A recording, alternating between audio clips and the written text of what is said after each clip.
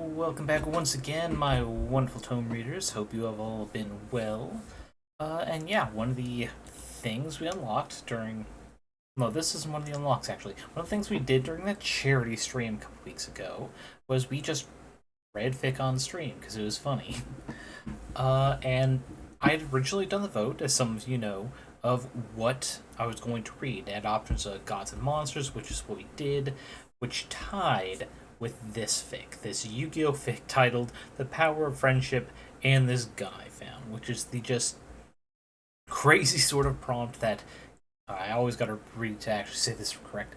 Gallus which I believe is the scientific name for a rooster, a specific breed of chicken at least. But yeah, they do got a lot of writing. On Tumblr, they also tell stories like real life that are also pretty insane, including several of which are tagged, named after their corgi.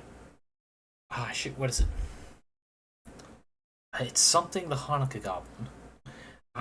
God, but it's insane, some of the stuff that they read and write about, but this isn't a variety stream of some various favorite posts to them, though I would not be opposed to doing that at some point in the future. Today we're going to spend about 3 hours reading Power of Friendship and This Gun I Found. Before we get into the deep actually, I'm going to just final fine-tunements of some background just ambiance, because you know we're reading on stream. Let's go ahead and have some fun with it. Yeah, if anyone wants me to like turn it up more, turn it down, get like music balance against the rain better, just let me know and I can make some adjustments to that. And then finally, before fully reading it, just let you know how much of the work they put into it. See this? They have wait, there it is. How they have 10 chapters in this fic. It's not finished. It has been set to the wayside. And those 10 chapters, 213,000 words. For reference, a book is considered a novel if it has at least 35,000, 40,000 words, depending on who you're asking, in the biz. But that means she's the equivalent of 4 fucking books here in just crazy Yugioh fic, based around, at some point, Mokuba getting a gun. So yeah, this is going to be a little bit crazy. And before we go deep into this, just a quick show off other things they're doing, like their current project, which is An Elephant is Warm and Mushy, which is a fic based on the Bleach universe, and my god. For that alone, you should go to their Tumblr, with which they have the same name, ByGallusRostromegalus's. Because sometimes they do like little ficlets, or just a stream of like, hey, I'm bored, send me questions about this fic, the plans I have going for it, and she answers them in posts, some of which are very long and out of control sometimes. But also for comparison, for word count, 20,000 words, 4 chapters. 4 chapters with the equivalent word count of half a novel. For fun. And it's shit like this, which is why a lot of people are just completely stupid. Say, why would anyone want to do something free? It's like, for fun. For shits and giggles. Because they have an idea that's... They can't really sell, because it is based on other IPs, like Bleach and Yu-Gi-Oh! For the Power of Friendship. But it's good. They've also got some good Star Wars ones. I definitely recommend this. Yugioh has also kind of fallen to the wayside, not updated for 2 years. But it is actually a good stopping point. Like, a cliffhanger-y kind of stopping point. It's very interesting. It's, what if some child was born with midichlorians, Jedi, Force sensitive, and they don't go to the Jedi Temple? Like, what might happen? And it's a very interesting take. I love how they did it.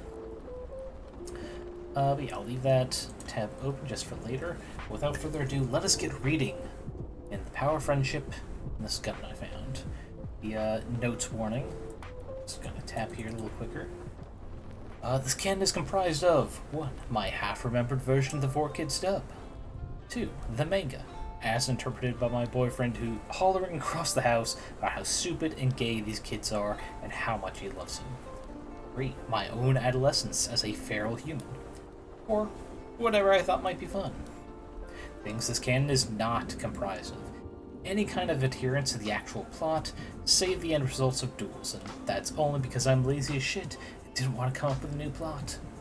2. Even the small shred of understanding of how the game of Duel Monsters works, but it's not like that stopped anyone else who has ever worked on this franchise.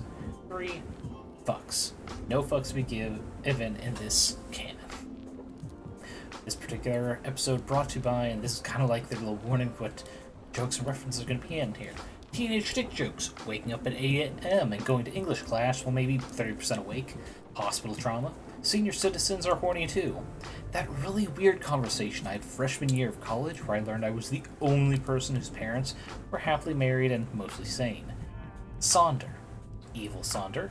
Don't skip appointments with medical specialists. A lot of this fic will involve taking the piss at British colonialism. Hell yeah. Having theater people for friends is amazing.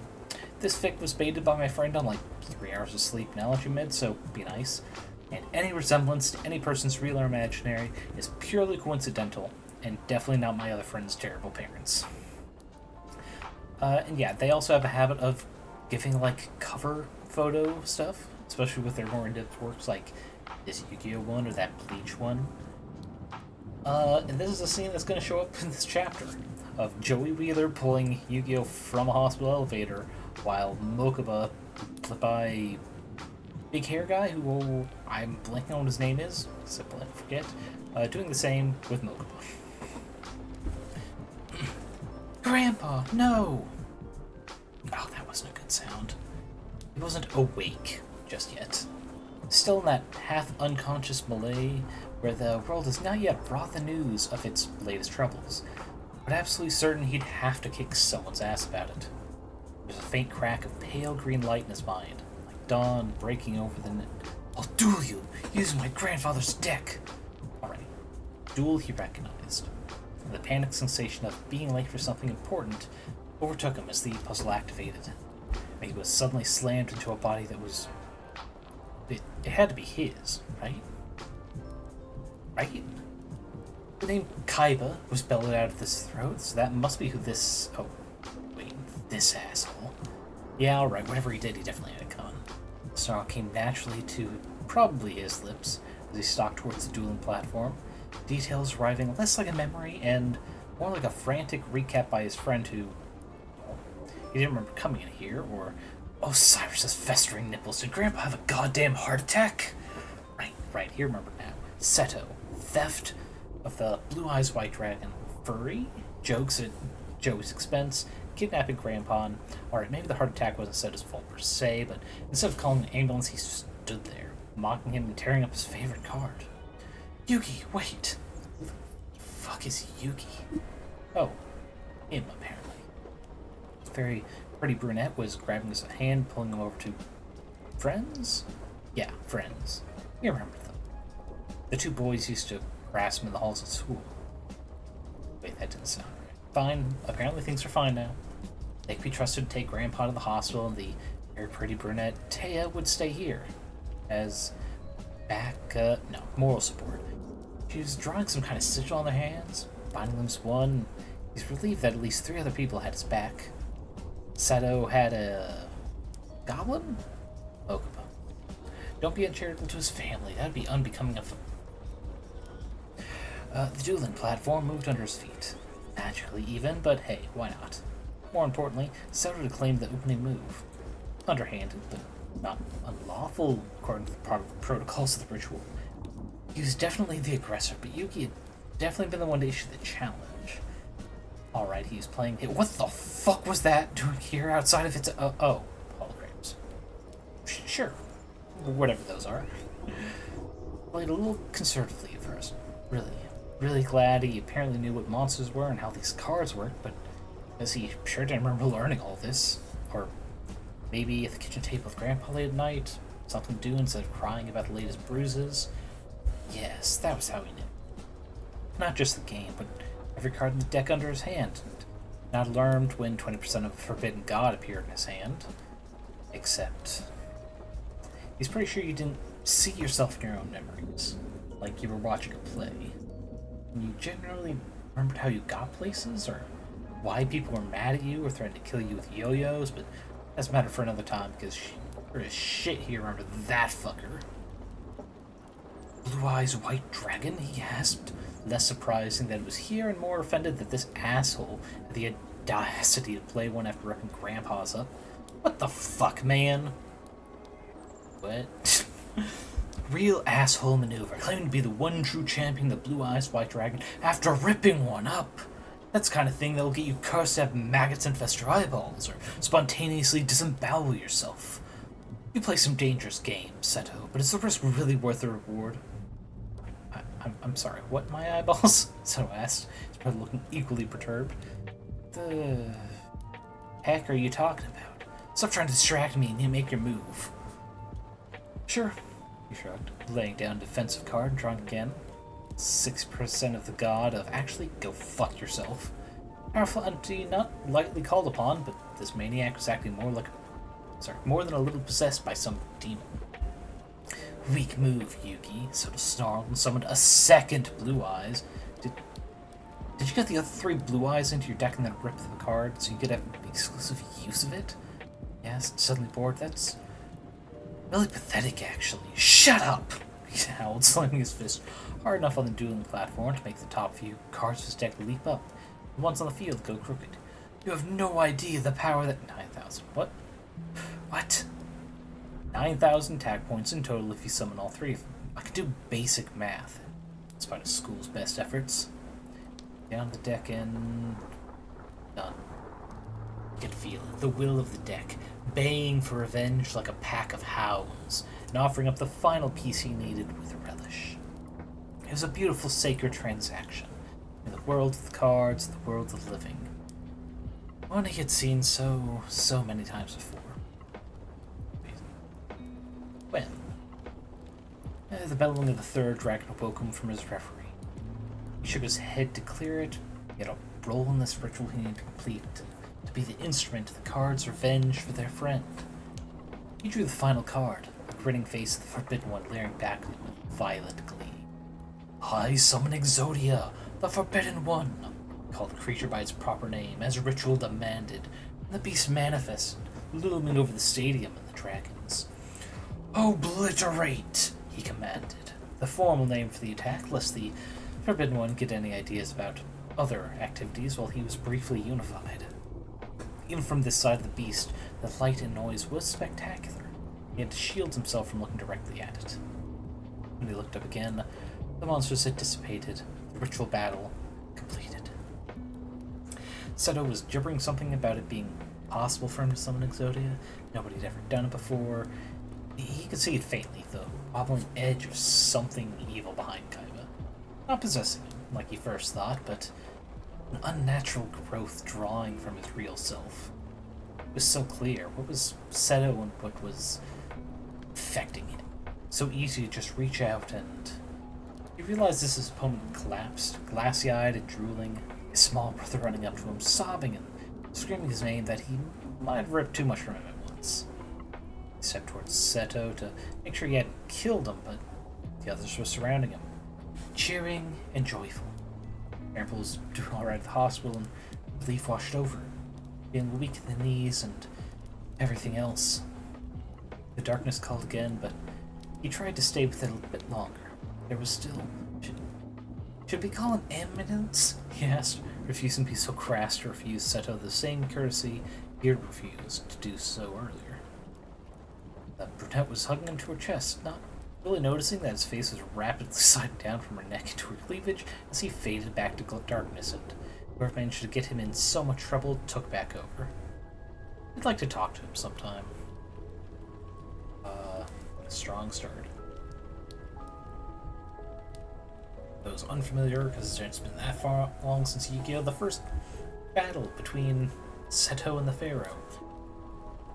It's from a weird point of view, but you know, it kind of sets up how the rest of the story is going to be. Why aren't we going? Eric asked. And they didn't do the translate thing. Odion asked, on his third pot of coffee in 24 hours, 16 reports from 7 watchdog organizations, 5 Swiss banks, and 37 Excel spreadsheets deep in figuring out what the hell the Russian branch of the rare hunters had done this time, not bothering to disengage from Cyrillic. Maximilian Pegasus has just announced that he's holding a Duels Monsters tournament this weekend. Seems like a golden opportunity to take advantage of a gathering of prominent duelists and acquire the Millennium Eye, Merrick elaborated, rolling his eyes at Odion. Ah, yes. Unfortunately, and Odion made a show of ending something still as he scrambled for an answer. Shit, he really hoped that holding tryouts for new recruits to the rare hunters this week would keep Merrick distracted from magical larceny, but Rod's hunger had been growing of late. Boat's fucked. Merrick blinked a few times. What? In order to get to San Nicholas in time for the tournament, we need to use the chariot of Ra, but the engine fell out. That sounded like the kind of problem very fast boats developed. What, into the ocean? Very nearly, but did fall out of its engine's housing. Oh god. Decenello and Watts are fixing it, but I doubt it'll be ready in time. He didn't look up from the computer, checking the columns online with ones on the sheet in his hand for discrepancies. What about jets still grounded in Monte Carlo between the fuel shortage and the airfield dispute? The Deshpet is transporting the new printing equipment to Singapore as per your request. Everyone else we have is either strictly ground transport or slower than walking across the Pacific. He sighed, finally looking up at Merrick. I'm sorry. Is the international crime ring being prevented from one of the most important opportunities we've ever had by mere vehicular trouble? We're sitting inside one of the largest floating dock houses in the world. We have... Well, I was finding a smaller but relatively hydrodynamic boat. Well, what's in that thing? A Cuisinart? It's actually got a really nice KitchenAid, sir, piped up Hotchkiss from where he had been assisting Watts by holding a flashlight. Shut up, Hotchkiss. Merrick and Odion just groaned in tandem. To answer your question, Master, yes. Yes, we are. This is a regularly occurring problem for everyone, up to and including the U.S. military. We have more vehicles than 10 countries need.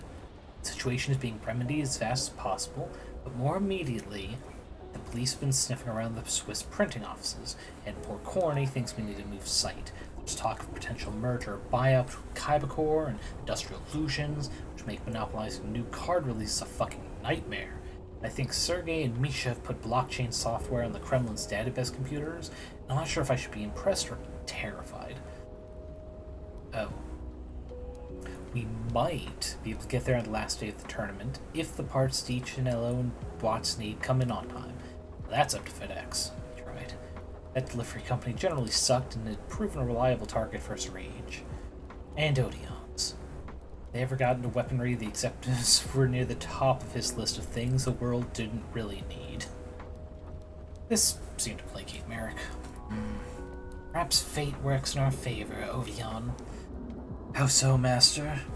By the gods, those two had amassed an appalling amount of cash in the last month with that stunt. We may miss the opportunity to secure the use of certain rare cards. If Pegasus spends all weekend using his Millennium Eye like he did the like he did the Intercontinental Championship, he'll be tired and easier to subdue. Besides, it's not like anyone else is going to arrive and pry it out of his skull before me. Or cunning as always. Odion bowed his head, smiling. Merrick looked pleased with himself and he relaxed a hair. Crisis averted. As for Sergei and Misha, how likely are they to reveal our organization? Odion made it, not gonna wave his hand. Notice? Likely. Connected to us. Improbable. How profitable has this been? Odion highlighted the final totem and turned the screen for Merrick to see. That's just this month. By the gods! Why do those guys work for us, really? I think they miss the camaraderie of the Russian circus, honestly. Hey, Baringo, welcome. Yeah, we're just reading a bit of that Yugioh fic. You missed the point of view from the Pharaoh during the Seto fight that opens the original show. But different from that show, at least the timeline they presented, they're doing some what the fuck Merrick is up to. Villain of... God, what would that be? Season 3, I think? Oh god, just the big mastermind after Maximilian Pegasus came up. And it's the sort of thing that, you know, people wouldn't have considered too much, but it's very interesting how Gallus thinks. But yeah, just sit back, enjoy the ambiance, and I'll continue reading what the fuck is going on here. After a brief sip. Oh, there we go. Oh, Eric clapped suddenly, delighted about something. There's the most intriguing game from Kyber Corp's Domino City in the Tryouts. Yeah, no problem. Enjoy, best of luck with Cobalt Core. There's the most intriguing game from Kyber Corp's Domino City in the Tryouts. They use yo-yos of all things. Leon felt another ulcer form with mere thought. Fascinating, Master. I'll let you sort out Sergei and Misha. The tryouts begin soon. Thank you, Master. Rodion bowed his head again. Once Merrick was gone from the room, he lifted up the stack of papers his familiar mousetrap had been napping under, gathering the little beast into his arms and trying not to scream. Sometimes I think you're the only competent member of this organization, he told Mousetrap, stroking gently. Mousetrap looked up and delicately licked Odion's tattooed cheek and something. Did you just compare us to your pet? Shut up, Hodgkiss. Some days later, Solomon Moto was attempting to make brownies. The regional championships and announcement from Industrial Illusions was tonight, and all of Yugi's friends were coming over to watch with him. So he was attempting to subtly reward them so they'd keep coming back. Yugi had been such a lonely child, despite both their best efforts. Now he had an entire pack of kids who had taken him in, and as far as Solomon was concerned, they were as much his children as Yugi was. He frowned at the brownie batter on the kitchen counter. Something was wrong with the texture. It seemed far too slack and goopy, like it could just be poured into the pan. I felt like there ought to be more of it too. I'd forgotten to put in a massive heap of something. Oh! He realized, a silly me. The batter's fine, that's just what it looks like when you don't put half a pound of weed in it, he realized. Ah, yes, Stoner Grandpa. Yeah, if the holographics were realistic enough to trigger a cardiac event, I don't think we should be doing edibles while watching the finals, he said, padding into the kitchen, stopping just long enough to kiss his grandpa's shoulder in greeting on his way to the fridge. Typical teenager, thinking with his stomach. Though perhaps he shouldn't complain. Teo was a handsome girl, and he didn't need to be a great-grandfather just yet. But it was good that Yuki tended to think with his stomach instead of his groin. The bell downstairs chimed, and the sound of loud bickering indicated the others had arrived. That's just not how bracket tournaments work, Tristan, Teo was trying to explain. I know that, I'm just saying, if they randomized it, it'd be a lot more interesting. Oh, I see. Yeah, but they don't do that because it makes it harder for the bookies to place odds. She explained. Hey, Yugi, you've got a big package. Oh yeah, I forgot the jokes like this. Hey, Yugi, you got a big package, he said, coming up the stairs with the box. Yeah, your mom was loving it last time. Sorry, gotta get the... Okay. Yeah, your mom was loving it last night, Yugioh replied reflexively, still brooding around the fridge. Oh, I have mail, he said, coming back out with half a watermelon. Hey, mind your manners, Solomon threatened him with a batter-covered spoon. Joey, I'm sure your mother is a fine woman. No, Yugi's right, she's a hoe, Joey. Oh god, it's gonna be hard trying to keep the accent straight, but that's half the fun of reading this. Nah, Yugi's right, she's a hoe, Joey shrugged, putting the box down. If anything, he'd be slumming it with her. Hey, this is from Industrial Illusions. Oh? Wonder what they've sent over. Bakura peered at the package, and everyone in the room jumped. When did you get here? I was literally right behind you, Tristan, Bakura pouted. Mr. Moto called me to invite us over, remember? You're the only one who keeps his phone on and charged. Which is a bit funny because I have to keep telling you to come over. I understand that you're always welcome, even if it's 3 a.m. on a Monday and raining cats and dogs out. Actually, especially if it's raining. I just can't go anywhere if I haven't been explicitly invited, he shrugged, heading to the fridge for juice. What are you, a vampire? Said Joey, putting his hands up and receiving a soda tossed by Bakura. With that magnificent mane, he's obviously a werewolf, not Tristan.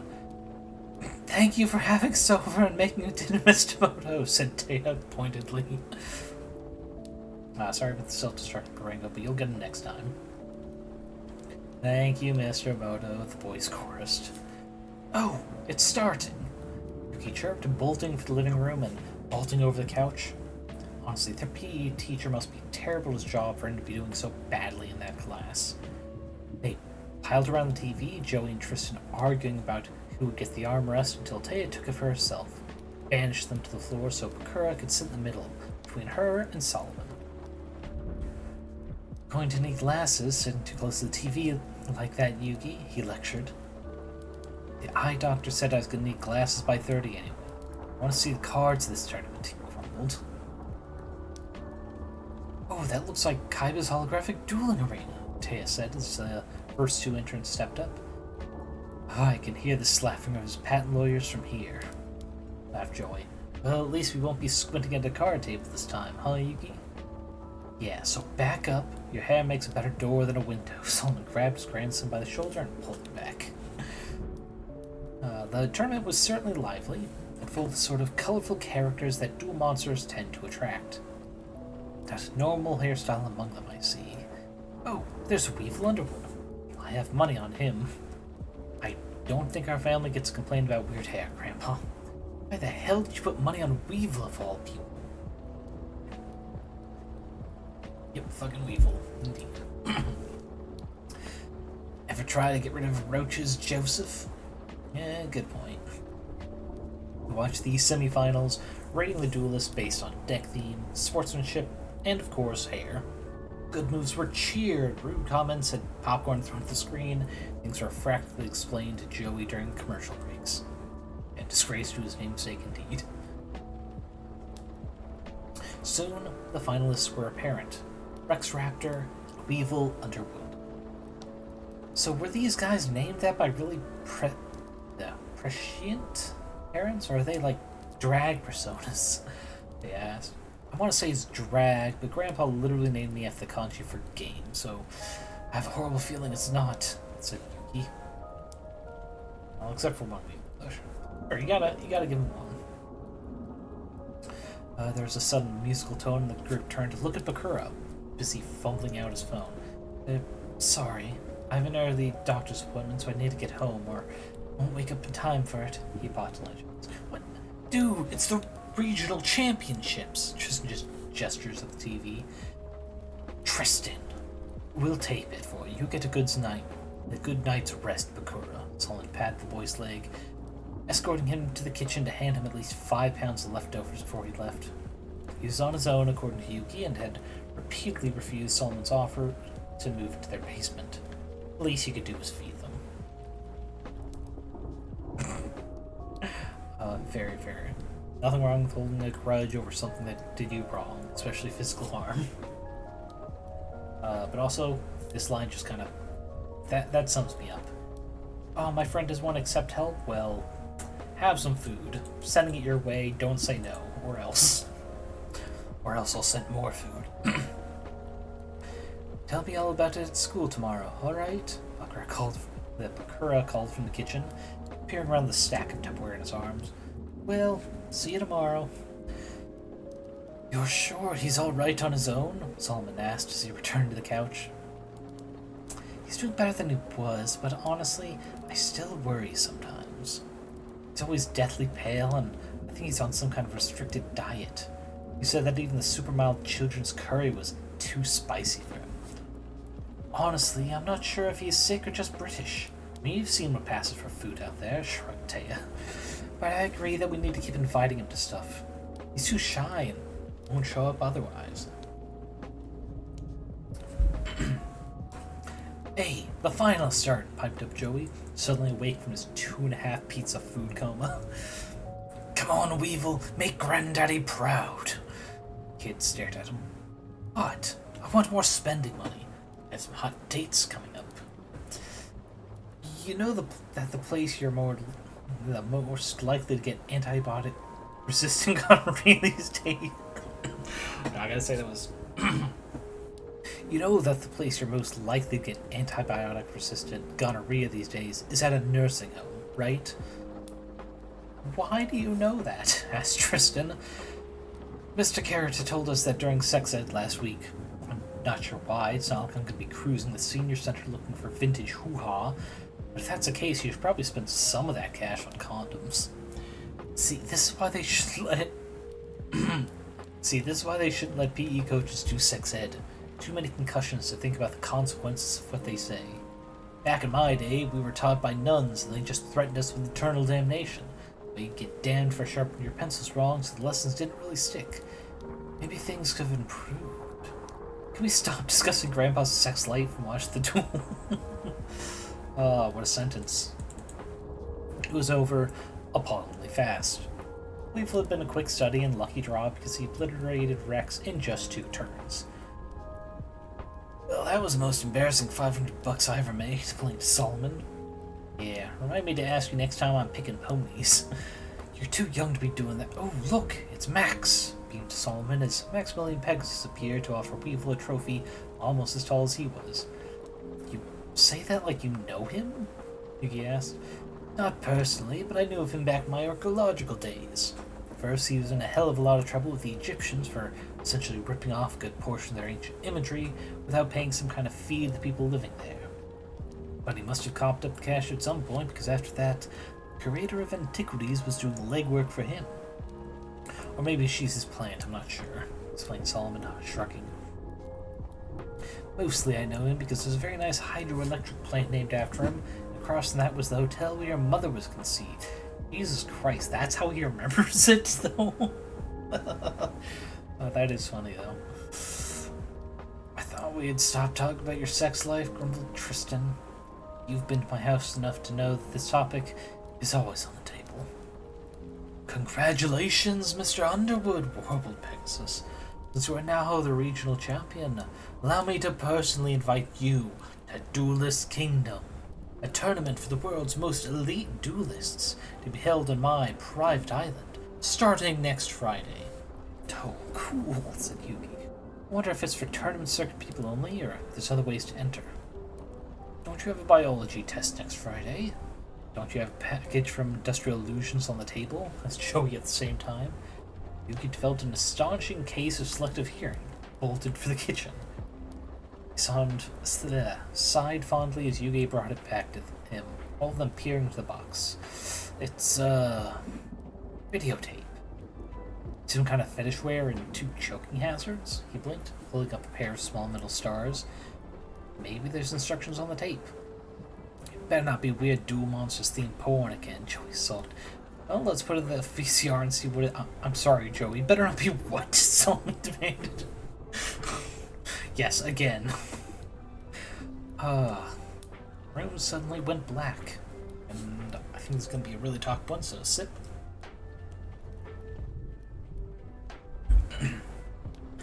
Oh, Solomon thought. I always wondered what my last words on Earth were going to be. You could still see, though. The kids equally locked in frozen horror except for Yugi, who seemed to be conversing with the Maximilian Pegasus on the TV screen. Live. Oh no, not again, Solomon realized. Oh, Yugi, I hope you never have to deal with one of these. It's his destiny, I'm afraid, said a voice beside him. Solomon couldn't move to see the shape, but somehow knew who it was. Hello again, friend. It shifted its weight to be seen his narrow scope vision as Yugi began a game with Pegasus. Hello again, my lord. Very courteous of you to come collect me in person, Solomon said, or perhaps thought, as he watched the game progress. I just wish I had a little more time with Yugi. Hey, what the fuck kind of cheating-ass bullshit was that? The kind of cheating-ass bullshit he'll knock off if he wants to keep that eye, snarled. And of course I'll come for you personally when it's time. You're one of my favorite humans, Solomon. But it's not that time yet. Is it destiny with a capital D time, he guessed? Oh, for fuck's sake, telepathy's one thing, but there's no way he's making those draws. He is, unfortunately, it sighed. The cards know not of good and evil, only the honesty with which you conduct yourself. Max is an evil asshole, but he is wholeheartedly an evil asshole, and thus they remain loyal. But to answer your question, yes, it's destiny time. Yours, mine, his, that asshole's, and the world's. Can the kids see you? No, just you. He's going to lose, isn't he? This time. Nodded. But as promised, you will not be alone in this sojourn. Thank you. Solomon felt a sense of relief wash over him. Even as the timer ran out, he watched Pegasus teasingly select who he was taking as penalty. Well then, Yugi boy, Pegasus trolled. If you want to ever reunite your grandpa's soul with his body, you'll come to the Duelist Kingdom. He laughed maniacally, and Solomon was jolted with magical energy. A sensation not unlike grabbing a live cattle fence in countries that don't require amperage lines. Oh boy, at a moment like that, I wish I could do the Pegasus from Yugioh abridged laugh, but I'm just not capable. Instead of losing consciousness, though, he felt as though he was first being pulled like taffy, then flattened out and pressed to something, then was treated to the side watching his own body fall over, Yuki grabbing him and screaming. Yugi! He called, startled when he made a noise. The kids collectively turned to face the screen. Did Pegasus bind my soul to the videotape? He realized, its ghostly image on the couch behind the kids, nodding with chagrin. Grandpa! Yugi was at once relieved and horrified, grabbing onto the TV. Yugi, listen to me very carefully. You will have to duel Pegasus to get my soul back into my body. I have no doubt you can do this. But in the meantime, you need to get my body to a hospital, alright? Call an ambulance, right now. Yugi nodded, still crying, and ran for the kitchen phone, Taya right behind him. What the hell was that? Demanded Joey, looking between his body and the screen. Magic, Joey. Ancient, terrible, and fucked up magic. Listen, while Yugi's out of the room, both of you, Joey and Tristan leaning in close to the screen, I don't care how. Don't let Yugi go to the island alone. This kind of magic drives people mad. Pegasus has the money to make those nightmares come to life, like that awful Kaiba boy. Promise me, swear, you'll stay with Yugi, no matter what. Both of them nodded, faces grim but certain. We swear, Mr. Moto. Good. I'll be alright here. What if you figure out how to wire me into the computer so I can surf the web?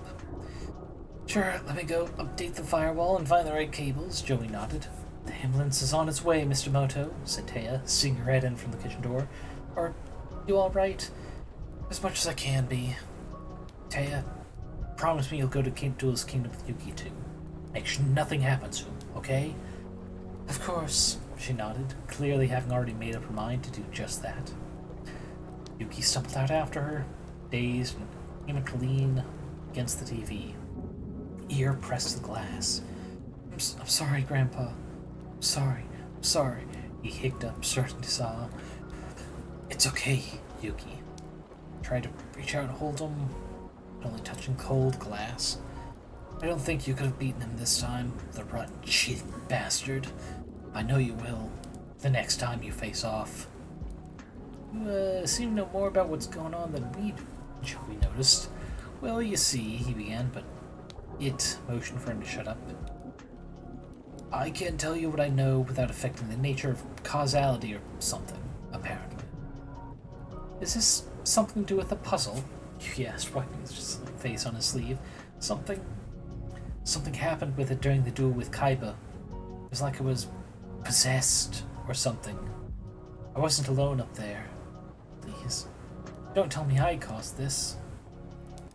Let's tap that a few more times. Solomon glared at it. It sighed, its large yellow eyes squinting as it thought it over. This is Maximilian's doing, not his. This will happen again, because he is the guardian of the puzzle and its contents.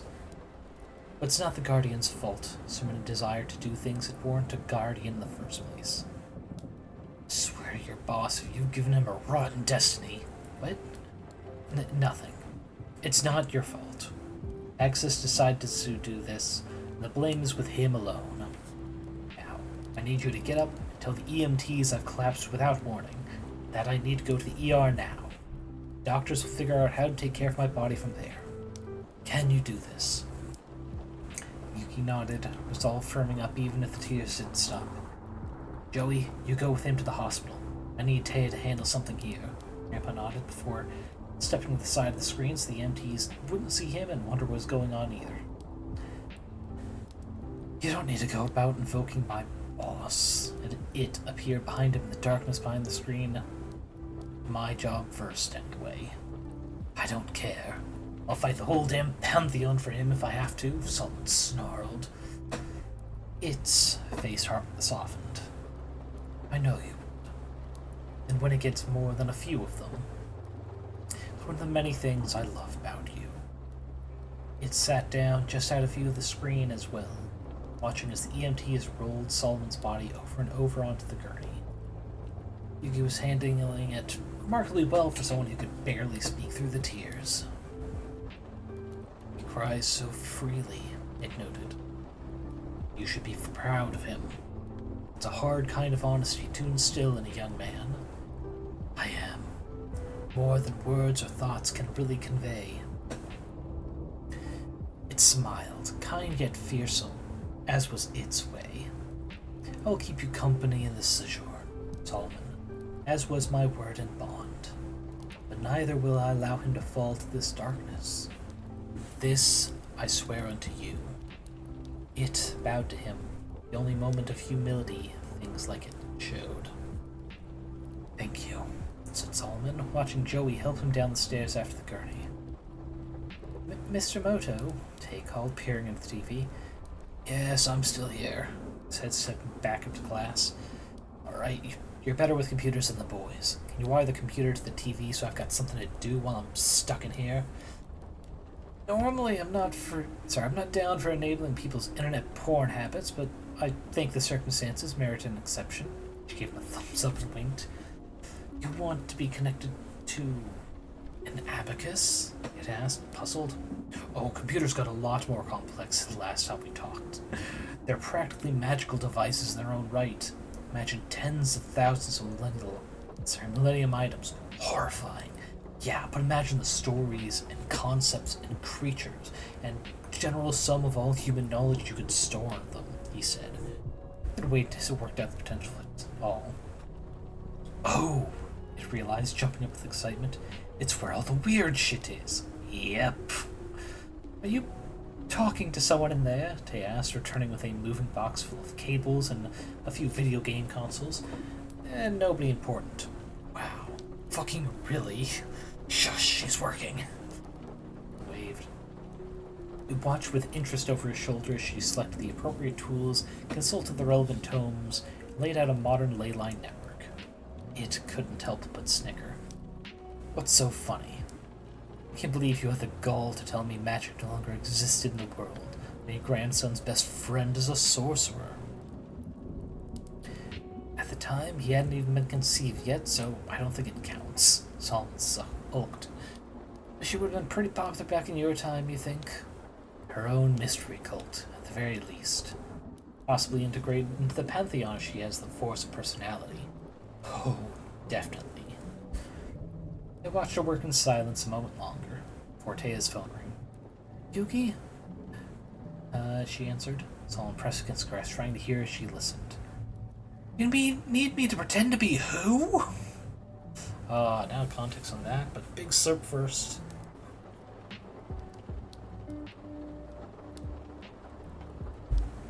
Yep, time to pretend to be other people. Just love phone call scams. Thankfully, they're not as easy to do nowadays. I mean, what? The hospital's attempting to call child services on me. I think they think I'm 10 or something. Please, can you call me back in a minute and pretend to be my mom? He eased into his phone, trying to look suitably distraught to the administrator peering through the glass at him. Okay, but do you mean like a hypothetical responsible mom or your actual mom? Child services took me away from my actual mom. Just do that impression you do of your mom when she's busy being a busybody. Tell them you're driving home right now, so I should meet you at the house, okay? Sure, but where did you tell her I was? She agreed. The administrator was pressing her face to the glass, and Yuki waved him, indicating he was leaving a voicemail. Up the coast for the weekend? He said, hoping she couldn't make out what he was saying. Got it. It's Tristan and my anniversary. We were on a weekend getaway, leaving our beautiful son with my father, she nodded, immediately slipping into theater mode. Tristan, you need to pretend to be Yugi's dad. No, his hypothetical good and responsible father, not his real one. Tell the hospital staff that Yugi does not need child services. We'll be home in an hour, so Joey should drive him home. Tristan started before clearing his throat. Yes, this is very serious, but I'm proud of Yugi and his friends for getting help right away, and Joey for driving him. He said in a not totally awful impersonation of his own father. Oh, I'll move to the yard where the receptionist scratch and then call you back, okay? Tristan and I will get our story straight, and whatever details we give, you agree. Got it? Yeah, thanks guys. Is Grandpa okay? He's hooked on the PS3 so we can have access to the internet while we go deal with Pegasus. She said, okay, go sob with the admin for a bit. I'll call you right back. Yugi mimed like he was leaving a message and beeped the cell phone off. He sighed, hit his face like he was crying again. Again was the inaccurate part, he hadn't actually stopped crying, before shuffling out of the room to the admin. I left a voicemail, he sighed, rubbing tears away from his eyes with his sleeve. She usually has to dig through her purse to get it. She'll call back any... This phone rang. Oh, here she is, he offered her the phone. Taya's contact and caller ID clever changed to Mom. The administrator looked at the contact before answering the phone. Is this Mrs. Yugi? Taya howled to the phone, making the admin wince, hold away from her head. What's going on? Where are you? What happened to Dad?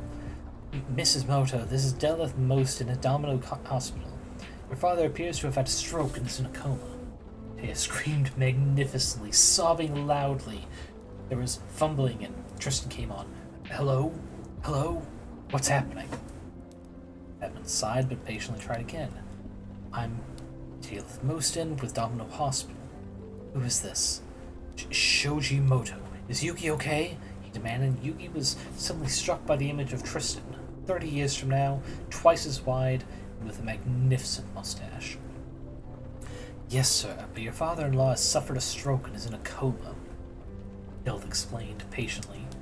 Grandma really had a stroke, Yugi would be very glad to have her on his case. If this was not the case. If this was not that case, in this case. Over the phone, Taya screamed, sobbed again. We're in Hokkaido, but we're leaving now. Can you call Joseph Wheeler? He's Yugi's friend. I don't want him to be alone. Tristan said with enough middle-aged gruffness that Yugi was pretty sure a lawnmower just manifested in his garage. That's the guy who drove me, Yugi said, pointing at Joey, pacing in the waiting area. You're all right with him taking your son home? She glared at Joey. Is Joey there? Taya called loud enough to be heard. Yes, Joey drove him to the hospital. Thanks to the book to the head. Where was I? Yes, Joey drove him to the hospital, Tristan replied, somehow conveying the sense of a perfect walrus mustache. Yes, he's a family friend. I trust him completely. Yeah, squinted at him some more. Alright, I'll send him home, but I need your contact information. Can I call you back at this number? Yes, please do, Taya sniffled very convincingly. I'm Katana Moto. The number is 714-555-8474. Can I speak to Yugi? She pleaded, sounding soft and concerned in a way that sounded touching to a stranger, but Yugi recognized as Taya's mom's being weird voice. Certainly. nodded, handing the phone back to Yuki. Mom? He sniffed. Word rolled oddly in his mouth, but so did everything else right now. It's going to be okay, darling. Daddy and I are coming home right now, she babbled. Joey's gonna drive you home, okay? Be there in the morning. You're sure you're alright to drive? Certainly won't be asleep now, but we'll be very careful, I promise. You stay with Joey tonight, okay? I don't want you to be alone. Doctors are doing everything I can, I promise. Do you need anything? Yuki shook his head, tears still streamed down his face. Do you need to talk to my mom anymore? I'll call her tomorrow if I do, said Teleth, gently patting his shoulder. Okay, I love you, Yuki mumbled. I love you, sweetie. We'll be there too. Teleth escorted Yuki back to Joey and was lecturing him on the particulars of a suicide watch when something caught Yuki's eye. On the other side of the room, Mokuba Kaiba was being escorted by an admin and a security guard with the strangest vertical hairstyle, looking just as fatigued and distraught as he did. Mokuba? He asked before he thought any better of it. He snapped his head up at him, eyes burning. Ah. You! He howled, launching himself across the room like a rabid wolverine. Bad. This is your fault, Yugi, he shrieked, tapping him and wrapping his hands around Yugi's throat. He was just fine before he dueled you. Now he's in a coma. And he screamed as Joey and the man with the vertical hair did their best to pry Mokuba off him. Said he was in a coma? You know Mr. Mokuba Kaiba? The man with the hair asked. Yugi dueled him a few... Ugh. That's not the accent I was going for. Yugi dueled him a few days ago. Shit, when he collapsed I thought he was being dramatic. I didn't realize he was actually in trouble. Yugi stayed on the floor, gasping for air and being crushed by guilt. They tried, he remembered. They called 911 and said he had at least gotten up to stagger out of the room, but he remember reaching out, trying to pull Seto apart from that awful thing, and oh no. Oh no, Yuki gasped. Sorry, Yuki gasped. Hey, Yug. Not your fault, got it? It's not your fault. Mr. Kaiba, you can't go around strangling people.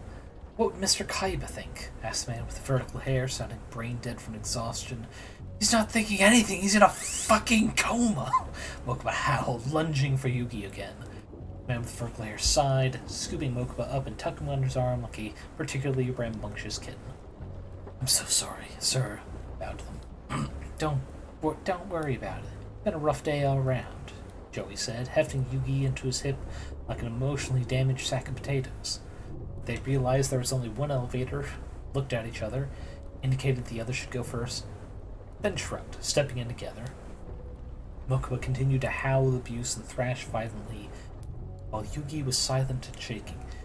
You cheating, card-counting asshole! I'll hang you by your intestines! Joey Wheeler, by the way, Joey said by way of introduction. Friend of Yugs, was at the murder-themed funhouse Kaiba Sr. set up a few weeks back. Yes, emotion damage sack potatoes, just the way they have with words, which is still accurate. And pound nails in every joint in your hands for what you did to him. I'm not going back to the fucking orphanage. Chemo Cantor, he nodded curtly. Kaiba Core Security.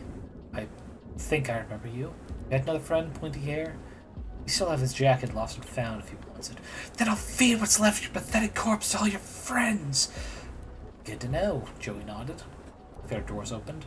Well, see ya. Hope Brett doesn't give you too much trouble. Nah, I got him. Hope yours feels better too, Chemo nodded. They parted ways at the entrance, headed to opposite ends of the parking lot. Eventually, Joey got to the bench they agreed to meet Tristan and Tay at. You there, Yug?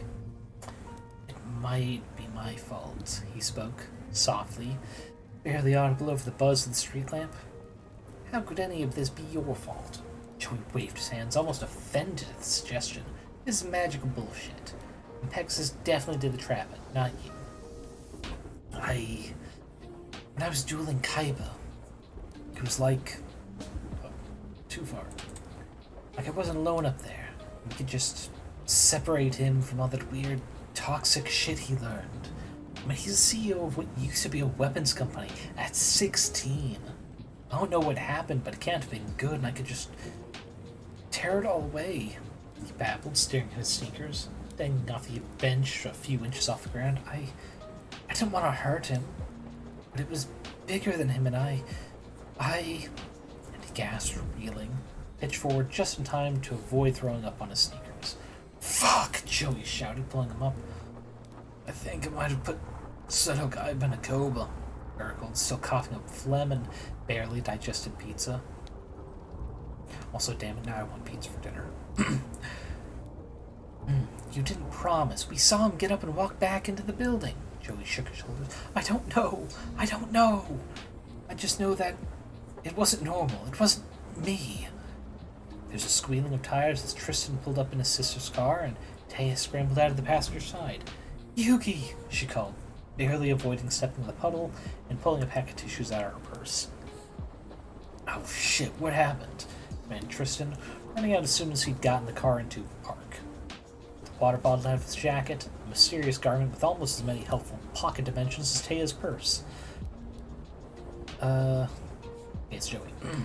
Ran in Mokuba Kaiba. Apparently Seto Kaiba's in a coma. Mokuba blamed Yugi. Yugi thinks it might be his fault for... You think the puzzle did something to him? Yugi nodding. Well, it's not like he doesn't deserve... Tristan! You weren't the only one to get nearly crushed to death, T, he grumbled. Maybe it's less of a coma and more of a severe depressive episode? He's on the same board as Gramps, apparently. Shit.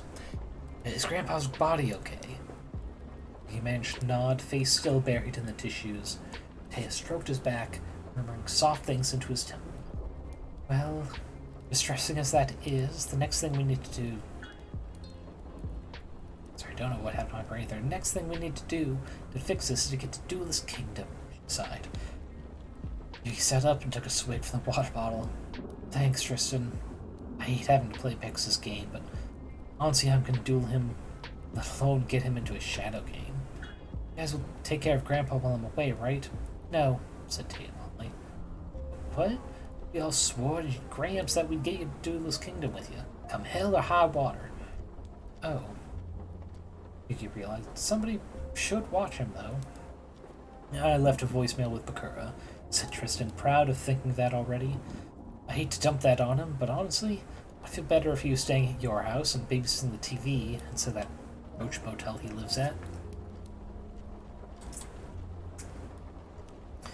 Kind of shit we can't get him into subsidized housing just because he still has a British passport. We all promised Grandpa we'd come with you to Duelist Kingdom. Because Pegasus is the same kind of jackass billionaire Seto is. Yugi, he's going to be fine. He's on ancient magical artifact crack, so God knows what shit he's got lurking on that island. Won't your parents get mad you guys take off like that? Yug, Joey sighed, wrapping his arm around his tiny friend. We love you, and would follow you into hell, but I'm not gonna lie, a big part of the reason we all keep hanging out at your house is because Gramps is awesome, and our parents all suck ass. My dad's a drunk. There's this football game this Thursday. He won't be aware of his surroundings until next Tuesday at the earliest. I'm looking forward to a mini vacation to go beat up an evil wizard instead of listening to him accusing me of ruining his marriage again. Dad has it in his head that I'll be going to a machinery demo class for his factory this weekend. Honestly, he could shove it up his ass, Tristan shrugged. An entire steam sanitation machine? Right up his ass? Dana teased. He's such a big asshole he won't even need lube. Tristan rejoined fluidly, and Yuki couldn't help but snort a laugh.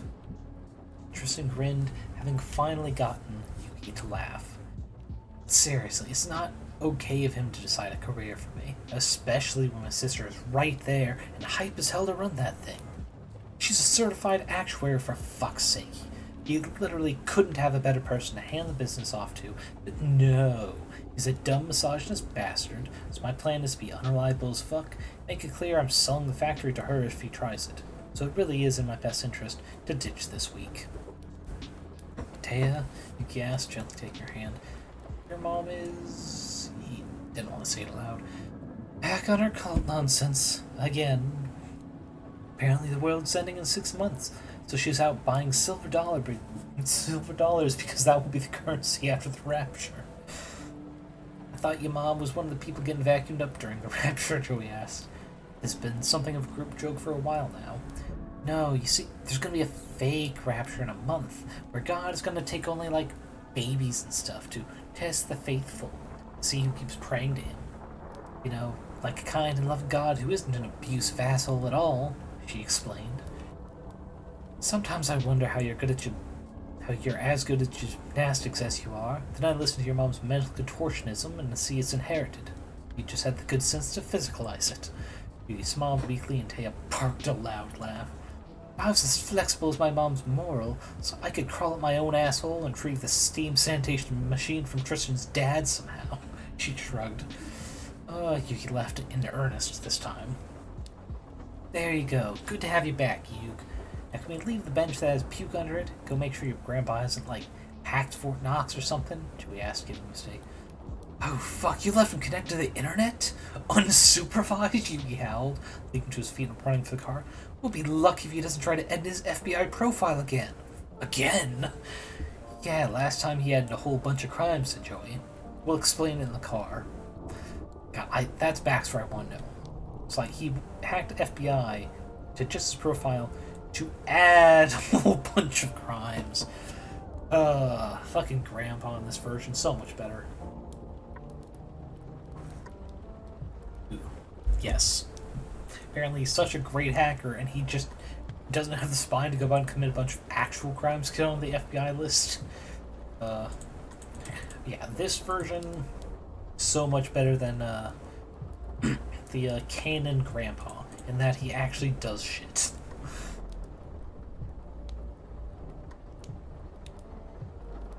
Your family is some really good hackers?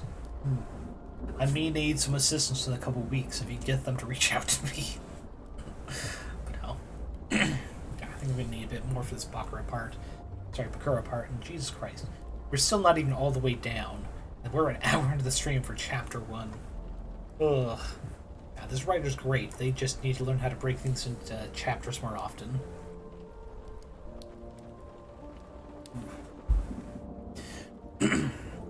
Yeah, that should be good. Bakura woke up to some of the relative special ones. Are on that FBI list. Okay, dang. I was really hoping for the hacker credentials, but can't win them all. Bakura woke up to the general sensation that something was wrong. This was a pretty normal way for him to wake up, to be honest. Panic having long since faded, leaving only the bone-tired sensation that whatever was about to, or currently happening, would probably require another gallon of bleach, hacking the security cams, and a trip to the sketch-ass 24-hour emergency clinic. Again. Where's San Nicholas Island? The parasite demanded. We're not going to San Nicholas. We have an appointment with the hematologist, Bakura sighed. Wait. Parasite seized control of his body without him waking, which was a new and terrifying thing. But he's too tired to muster the correct amount of anxiety about it. Filed that development under minor nuisances, right between out of milk and pretty sure the complex washing machine is broken again. I care not for your ironmonger. I have business on San Nicholas, growled. Good guess. Bakura gave him a phantasmal thumbs up, too tired for even his incorporeal form to get up. But the heme refers to the iron in my blood, which isn't working right, which is why we're going to go see a blood doctor in, he looked over, 4 hours. What is going on at 4:30 a.m. that you need to go to San Nicholas? Destiny. The parasite wasn't bothering to look at him, instead attempting to operate the intricacies of his cell phone. He'd gotten the browser open, and was glaring at the keys, willing the characters to make sense. There were a couple of things that made Bakura suspect that the parasite was some sort of ancient ghost, its apparent illiteracy chief among them, and the fact it thought he might have appointments for things like ironmongers. Good grief. Who even mongered anything anymore? Fishermen, maybe. They're mostly sold to distributors these days. Yeah, no, that's too far, so do click. Destiny can wait until we get my body to the hematologist, so we can find out what's wrong with my blood. Or I'll just collapse and die before we can accomplish anything. He could admit they were both doing actions, but refused to concede his body is shared. parasite was just living there like some kind of murderous tapeworm. Gave up on the browser, opting to play a voicemail again. Let's see, this was not Joey. Tristan. Hey, Bakura, sorry to call you when I know you got an early morning, but there's been an emergency. It was Tristan and Bakura sat up a bit on the bed to listen. The finals were cool, but remember that package Yugi got? It's from Industrial Illusions, and, well, this is gonna sound fucked up insane, but it contained a videotape. Maximilian Pegasus used something that looked like Yugi's puzzle, but an eyeball, to hold some kind of fucked up magical duel. But the short version is that Grandpa Soul is on the TV in the living room. He made us all swear to go to Duelist Kingdom on San Nicolas Island with Yugi this weekend. We need someone to make sure he doesn't hack the Pentagon or something. So do you think you'd keep him company this weekend? Hope your doctor's appointment goes okay. Call me back if you can't. Bye. Bakura blinked a few times, wondering how it was possible to feel a new ulcer forming when he did not, strictly speaking, have intestines at the moment. So... Oh wait, is this... Okay, yeah, this is the parasite. So, Maximilian Pegasus possesses the Millennium Eye. He'll be on San Nicolas Island this weekend. I've waited so long for the opportunity to add to my collection. It grinned, the Millennium Ring glowing ominously back around Bakura's neck despite his best efforts. He had ported the hell out of a trunk he found at Goodwill and thrown into the Pacific last month. Ironically, halfway to St. Nicholas on a ferry ride to Catalina. Yeah, no jackass. Bakura flopped incorporeally back on the bed. He's had visible in like half his publicity shots since the 70s. He just had the attention span of a goldfish on benzodiazepines. What? It blurted, startled. I said you're a fucking moron. You could have grabbed the eye any time in the last 25 years. You could wait until after my doctor's appointment. Bakura sighed, knowing perfectly well that was not going to happen. Fine. If you won't tell me where San Nicolas is, I'll find out for myself, it snarled, getting up and immediately collapsing to the floor. Told you my blood isn't working right. Bakura watched almost absent-mindedly from the bed. It was funny to see the parasite suffer the consequences of treating Bakura's body as disposable. You could look up where San Nicolas is, or you could wait until Thursday night, when the boat that takes everyone to Duelist Kingdom pulls up to Domino Harbor, and get on that, and have hopefully functioning blood to do eyeball theft after we go to the hematologist. Fuck you, it growled. Fuck me yourself, you coward. Sit.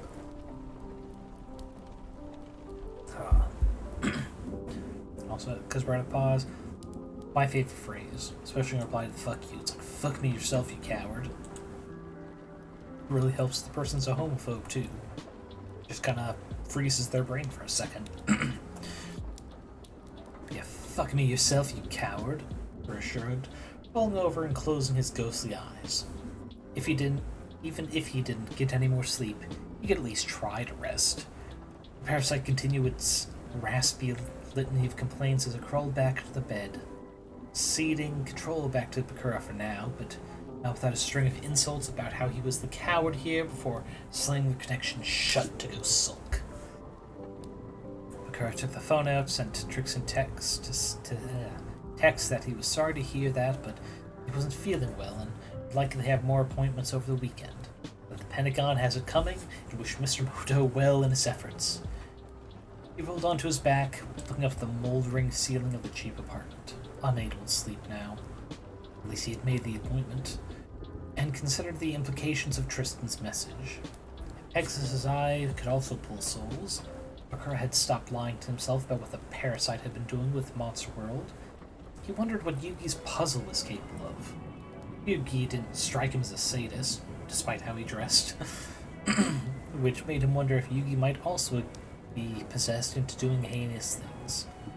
He hoped not. 2 ancient asshole ghosts would just be too much. But yeah, Rango, because you weren't here at the beginning, you probably missed the very fun image at the top of the chapter of that scene in the hospital with Bakura, Joey, shit, what's his name again? Cantor? Yeah, I think it was Cantor and Yugi. Yeah, it's not the best. It's not the most proportional, but damn is it funny. Yeah, onward to chapter 2. There it is, next chapter. And I think I'm just going to finish off this drink real quick before reading what this second episode is brought to you by.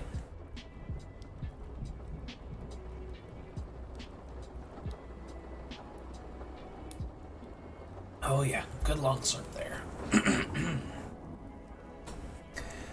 Okay, chapter 2, episode 2. There is definitely enough room for both of them on that door. This episode brought to us by... I went to Marine Science Camp as a kid, and that's gonna be real apparently during this fic. My favorite high school teacher. That's a real fucked up thing to name a hospital. Midsummer Murders reference. A Wikipedia dive to make sure the boat safety advice is accurate. Art forgery for kids. The importance of not delegating complex tasks over the phone. Pepper spray is effective at a distance, but a brick in your purse really builds up your biceps. An actual conversation I had with my aunt once. Remember to open and read your email, kids. A dated reference because this technically takes place in the 90s. Trying to do a doggy style. Morosexuality. My favorite extinct mammal. And the US Coast Guard who are tired of saving your dumbasses, with cover image being... keep scrolling too far. Joey Yugi on a lifeboat? Now that kind of looks like a water tower, but I'm pretty sure it's supposed to be seen on the boat itself. Yeah, it's... Oh, also if you missed the beginning of the stream, one of the canon things they're overlooking is based on the fact that some of the plot stuff is based on their roommate just loving how wonderful and loving these kids are with each other, that they're, not in the literal sense, but like the figurative way some kids do, totally gay for each other. Yeah, it's very fun. Okay, last start, and we'll get to chapter 2. Yes, I am using a straw because I'm drinking strawberry milk. Might as well go full childish with it. It was Thursday. He'd never really gotten the hang of Thursdays. Yugi sat in AP UN history, barely absorbing anything about the Teapot Dome scandal. He wasn't planning on college, save maybe a few courses on bookkeeping, but he got on with the AP teacher better than the other one, so he signed up for it anyway. Normally, he was more or less awake, if only from his stomach growling because it was the period before lunch. But he had barely slept or eaten the last few days leading up to today. Joey had stayed with him except to go retrieve his mail before his dad rifled through it for identity theft opportunities, but hadn't come back this morning before Yuki left for school. Oh, I'm sure he's fine, Yuki, Grandpa had said, chilling on the set of some new thing called Lost, which Solomon was pretty sure was an improv performance comedy. They didn't intend for it to be a comedy, but it is. Nice beach, though. Didn't seem to be affected by anything on the shows, and Taya had rigged up a system to let him change the channel by yelling. Joe could get lost in a paper bag, bless him. He'll turn up around second period, I'm sure. I know, but I couldn't handle it if something were to happen to him, too. He sighed. He'd been getting at least some sleep on the couch next to Grandpa. Was now sitting on the floor with his backpack. It was packed for school, and beside it, the supplies for Duelist Kingdom.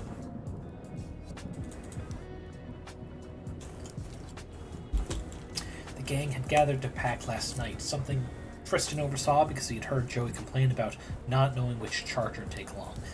Guys, it's in the tournament email. It's an outdoor tournament with no amenities. We're roughing it.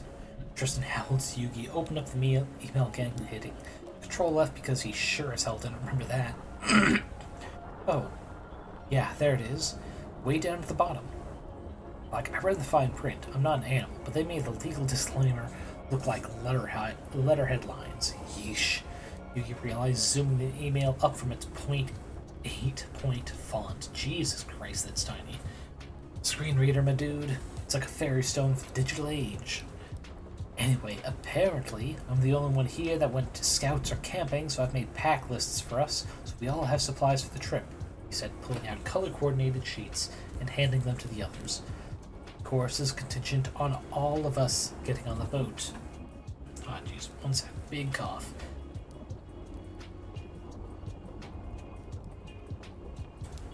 Ugh, that was a juicy one. Okay, yeah, right here. I'm prepared to play anything from stupid questions to medical emergency with a bouncer if you guys need distraction. Yuki nodded.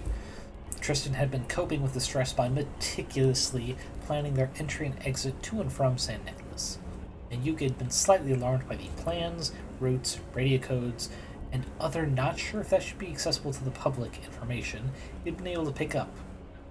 It looked like the boat to the island was the same model as the ferry that normally went there, which was a free pedestrian barge, so there were many points of access for Tristan and Taya to get in, if Yugi could provide an adequate distraction. Let's see. Well, heard about someone doing farm arts with random native plants, so... grab stuff that looks reasonable, stick a knife, and try to make something sort of... Just make some sort of yarn. I guess it's not too unreasonable. I would assume that viney-like stuff should be easy to separate out like that. Just because it's got to be built to support itself, sometimes completely freely. Best of luck with that, Project Barengo. Yeah, here's a gallon of water each, Joey asked. I have iodine tablets for when we get there, but finding surface water could be a real challenge. Don't miss that padding either. Sleeping on the ground could be lethal, even in summer, because of hypothermia. Any questions about the lists? You specified a cotton shirt and a wool jacket? Weather this time of year has been unpredictable. Cotton sheds heat if it's hot. Wool insulates if it's not.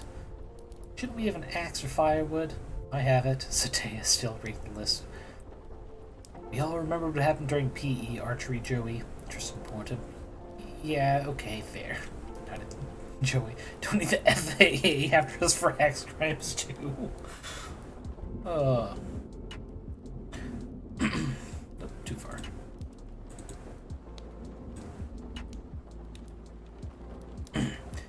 Yuki looked at his supplies and charged the first aid kit and rain tarp, chewing his lip in anxiety.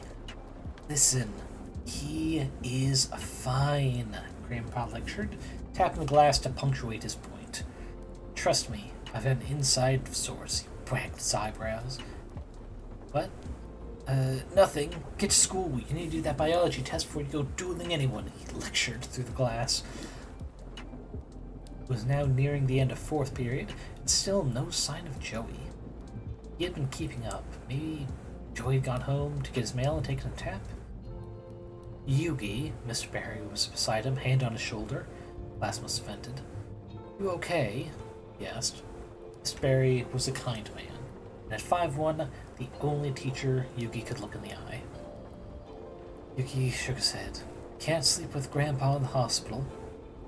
Do you need a place to stay? He asked. Yugi was almost certain he already had a guest bed made up. I'm gonna go stay with my uncle on Catalina for a bit, he lied. If I'm not back on Monday, I'll be on the online courses. Or dead? Quite possibly dead from a magical card game in a hell dimension.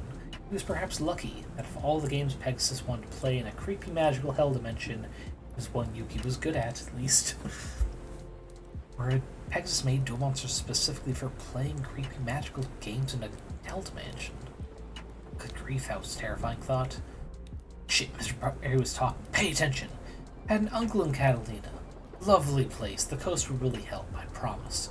Just watch out for the foxes. They're a bunch of thieving little so-and-sos. Mr. Barry stopped himself from swearing in front of Yugi. Not as bad as the ones on San Nicolas. I've heard they will absolutely run off with your sandwich or hold your cards hostage. Good thing I've got all my shots then, huh? Yugi smiled weakly. Hey, yo, Teach, sorry I missed class. Have you seen Yugioh? Also, what's the homework? Bellowed Joey, slamming the door open, panting like he'd run halfway across the town, which he might have if he missed the bus. Joey, you're alive! Yugi screamed, running for him and hugging him around the middle, even if he had to jump a bit to reach. Yeah, I'm okay, he soothed, petting Yugi's hair before sticking him up and heading back into the classroom. Small family emergency. Sorry, Mr. Barry. It's fine now, just a long phone call. I know, it's not an excused absence. I'll take the mark. Guys have been through a lot. I'm just glad you're alright, said Mr. Barry. If you can read chapters 7 and 9 and do the worksheet, here's your copy, Joey. In the worksheet? The worksheet to him and watch Joey stuff it, crumpled into his pocket. Nothing too much this weekend. There's a big game on. I don't want to do too much grading on Monday, he said, handing Joey the sheet. You're a real saint, Mr. Barry. Patron saint of high school education. Nah, that's St. Jude. He's Yugi, and Mr. Barry snorted. What? The guy from the Children's Hospital commercials? Yeah, Mr. Barry, laughed Mr. Barry. I always thought it was a bit of a mean joke, putting him in charge of a children's hospital. In Catholic dogma, St. Jude is the patron saint of lost causes. Joey turned over in his head for a moment before shouting disgust. Oh, hey! Sick kids aren't lost causes. I know, it's so fucked. Joey? Yugi cocked his head at Joey, who was turning red and starting to cry. It's not a lost damn cause to treat a sick kid. It should cost money and he yelled, pacing around and began to sob before he ran out of the room. Joey! Yugi called, running out after him. He vanished, meaning he'd gone to cry up on the roof. They weren't allowed up there, but the grates they put over the access ladders were easy enough to climb if you grabbed the sides for purchase, hopped up with your sneakers parallel to the grate. Wandered around, pausing to wave at Mr. Barry, who saw him outside the second-story classroom, give him a thumbs up like he'd found Joey. He was on the highest section of roof, next to the slightly illegal ham radio tower, and couldn't have been that mad because he helped Yugi up when he was huffing and puffing, just getting up the ladder. Sorry, Yugi apologized, sitting a bit to the side of Joey on his peripheral vision. I'm not sure what I did, but I'm sorry. It's okay, Joey mumbled in a tone that indicated he was far from okay. Fuck. Groaned, flopping onto his back in the shade of the radio tower. I got a call from my sister this morning, he said by way of explanation. Serenity? I thought your mom had a restraining order. Court threw it out, apparently. Joey shrugged. She's not at me, which, I miss her. I miss going places with her, doing normal kid stuff like the beach or getting ice cream or just sitting around in the park and making dandelion crowns and stuff, you know? Yugi, an only child, did not, but Joey always made it sound wonderful, so he nodded. She's going blind, Joey said, staring up at the clouds overhead. Oh no, I'm so sorry. Is there anything that can be done? Yeah, that's the fucked up part of it all, Joey sobbed, hiding his face in his hands. There's surgery for this, real routine, real reliable, but it costs a shitload of money. Yugi waited as Joey screamed a bit in frustration. Why? Why's it gotta cost that? I get there's doctors and tools and rehab, and that costs money. Other places got healthcare. Everyone just chips in because they all agree that little kids getting sick or going blind is bad. They ought to do something about it. But no, I live in hell. I live in hell where my sister's gonna go blind for no reason at all except that we're poor. Yugi offered him a hand and Joey took it, squeezing it like a lifeline. Saint fucking Jude, my ass, he growled. She ain't the lost cause. No, she isn't. I think Mr. Barry meant that as a sick joke because the kids aren't lost causes. But getting hospital funding in this shithole of a country is, said Joey, entirely humorless and full of bile. They watched the clouds in silence for a bit. I'll go apologize to him. I know he didn't mean it, Joey sighed, sitting up. Sorry if I worried you, That just kind of hit me like a truck. She video called, so she could see me one last time. Yugi Yugioh leaned into his side, letting Joey hold him like a teddy bear. He had long ago accepted his height and enjoyed being able to use it for good sometimes. He listened to the end of the lunch bell ring, decided this was much more important than calculus. He'd been going over everything that happened the last few days, and... "You're a good friend, Hugh," Joey sighed, ruffling his hair, which wiggled back into shape a moment later. "I have an idea," he said, not getting up from Joey's side. "Yeah? You're coming to the tournament with me, right? Swore it on my own grave to Gramps." "Well, there's a $3 million prize to the winner of the tournament," he said. Felt Joey jolt under him. "It's kind of implied you can ask for the cash, or you can ask for some kind of boon from Pegasus if you beat him, but even if I beat him to get Grandpa's soul back in his body, you still got to have the cash on hand, right? No guarantees that I'll be the one to duel him after all." "What are you saying?" Joey cracked an eye open to peer down at Yuki. "The rules say you need to present at least one star chip, use choking hazards, get on the boat, and be considered a duelist," he explained. "I'll give you one of mine. You enter the tournament, we both aim to duel Pegasus. Whoever gets him wishes Grandpa back, the other one turns the castle upside down for his checkbook or a suitcase full of cash." Are you proposing we rob up Maximilian Pegasus?" "To pay for Serenity's operation, yeah," he said, peeking up at Joey. There was a pause. Joey snorted with laughter before launching an all-out guffaw. "What? It's an isolated island with no police on it. Just his probably underpaid staff. He'll have the money ready for the winner. It's worth a shot at least," sitting up and glaring at Joey. No, it's just such a damn goody two-shoes all the time. AP classes, get me out the gang, turn the other cheek in fights. You really do have a streak of the night in you, don't you? I guess you inherited it from Gramps." He winced a bit, but right back at Joey. "So you think we should do it?" "Oh, fuck yeah," said Joey, picking Yugi up and squeezing him. "Good thing Tristan and Taya are coming with us. Tristan knows all about scouting and stealth missions from paintball. Taya could probably kill a man by flicks her quads at him. He'd be great at burglary. Shame Bakura isn't coming with us. He knows all about old castles and traps from researching stuff from Monster World." Yugi grinned, getting up and trying to pull Joey up with him. "Come on, let's go to the art room. I have an idea to get you on the boat." "Hey, Tristan, small change of plan to the boat entry strategy, okay?" He texted as they took a large vent back in the building through the science lab. I like how they had climbed up a ladder that had like a security thing over it, but they're going back in through a large vent. Just the shenanigans.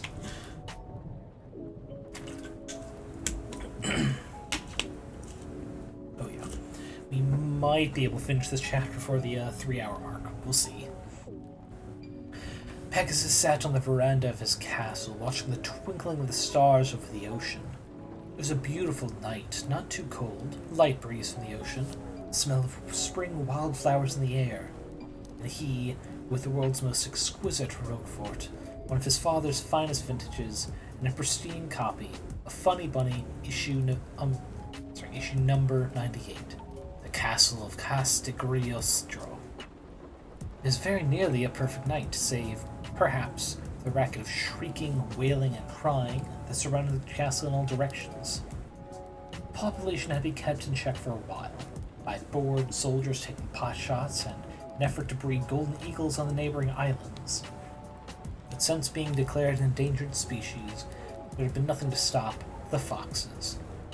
Pegasus was rather fond of the little bastards, if he was honest. The Catalina Island foxes were cartoonishly small and adorable little things, even if they did sound like the wailing of the damned come springtime. "Should we be leaving poison out for those things?" Croquette asked after a particularly close and teeth-rattling shriek. "Oh, I quite like them. They add a certain je ne sais quoi," he smiled, turning the page. "An appropriate sort of ambiance, really. It's impossible to make a proper Gothic castle here in sunny California. But they really do make up for the lack of dreary rains, don't they?" "If you say so, sir." Actually, it's probably a good time to mention. the author considers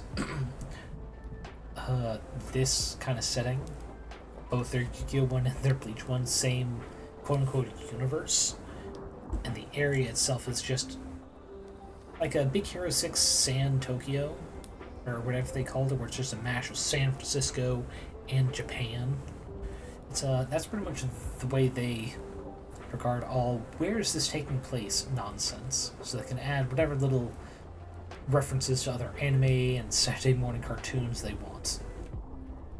There are a few minutes of wordlessness, yeah, between the men that could not in any way accurately be described as silence, with a vulpine wailing of the damned. Before Croquette clears his throat again. "What is it, Croquette?" Exus asked, putting the comic book down, turning to glare at the man with his golden eye. Alright, to be completely honest, I've made all the preparations you asked for, but I have absolutely no idea what we're doing. Exus sighed. Alright. Like last time, only because I love the sound of my own voice and genius, Exus began. I plan to use this tournament to seize control of both Kaiba cores, holographic technology, and a powerful magical artifact known as the Millennium Puzzle. Now, I need Mokuba to be my pawn because the corporate bylaws state that only a Kaiba can control the company. Also, that little brat needs to shit out the key for the safe to get the legal documents we need. You're fortunate the consequences for letting him swallow it were not more dire, by the way. After that, I will use the power of the Millennium items, Kaiba Corp's assault light technology, to bring back my beloved. No, I got all that, Croquet interrupted, waving his hands. What I don't understand is why we're holding a whole tournament to do it. Vixus glared at him, but did not immediately kill him. Dense as he was, the man made a good sounding board and made the world's best curried squash soup. I mean, for fuck's sake, they're a pair of teenagers. We know exactly where they are. One's 4-6 and the other's in a fucking coma. You just take the puzzle and kill the other one. It's not that hard, sir, he sighed. Croquette, you're a marvelous lateral thinker, not unlike a flatworm, Vexus sighed. This is magic we're dealing with here, and worse, corporate law. They require a traditional approach, an adherence to ritual and redundancy, lest the whole thing blow up in your face. Croquette was silent for a few minutes more. A particularly loud vixen howled her interest in a romantic partner, sounding exactly like a woman getting disemboweled. Didn't that guy you have a portrait of in the dining room, the one right next to your wife, didn't he just shove the Millennium Eye directly into your skull? Finally spoken. Vexus paused mid-sip. That he did, he considered, setting the glass down. I mean, I'm a chronic overthinker. It's possible that I have wildly overplanned this entire scenario. It's the burden of my genius, he considered. Alright, Coquette, we'll try it your way. Send someone to kill the senior Kaiba and get me Chemo on the phone. And I have an idea to make that boat ride a little more interesting, he laughed, mania reaching a pitch to nearly match the fox's. Wow, they're really riled up something tonight, Pegasus mused when they howled even louder in response. Stanley said he saw what looked like a domestic dog at the docks. They might be throwing a fit about a new animal on the island. Oh. How did a dog get all the way over here? Better not have been on my yacht, Pegasus glared. Probably swam over from Catalina, it shrugged. Pegasus cocked an eyebrow at him. It happens. The foxes swim between the islands sometimes, and they're dinky, he huffed. Regardless, I wouldn't worry about it, but I can set Stanley and Russell to go catch or shoot it. Do that, Pegasus frowned. Glanced back towards the portrait of the young man in the dining hall. I'm not fond of dogs. This is a minor detail to foreshadow something later. Take a sip before continuing.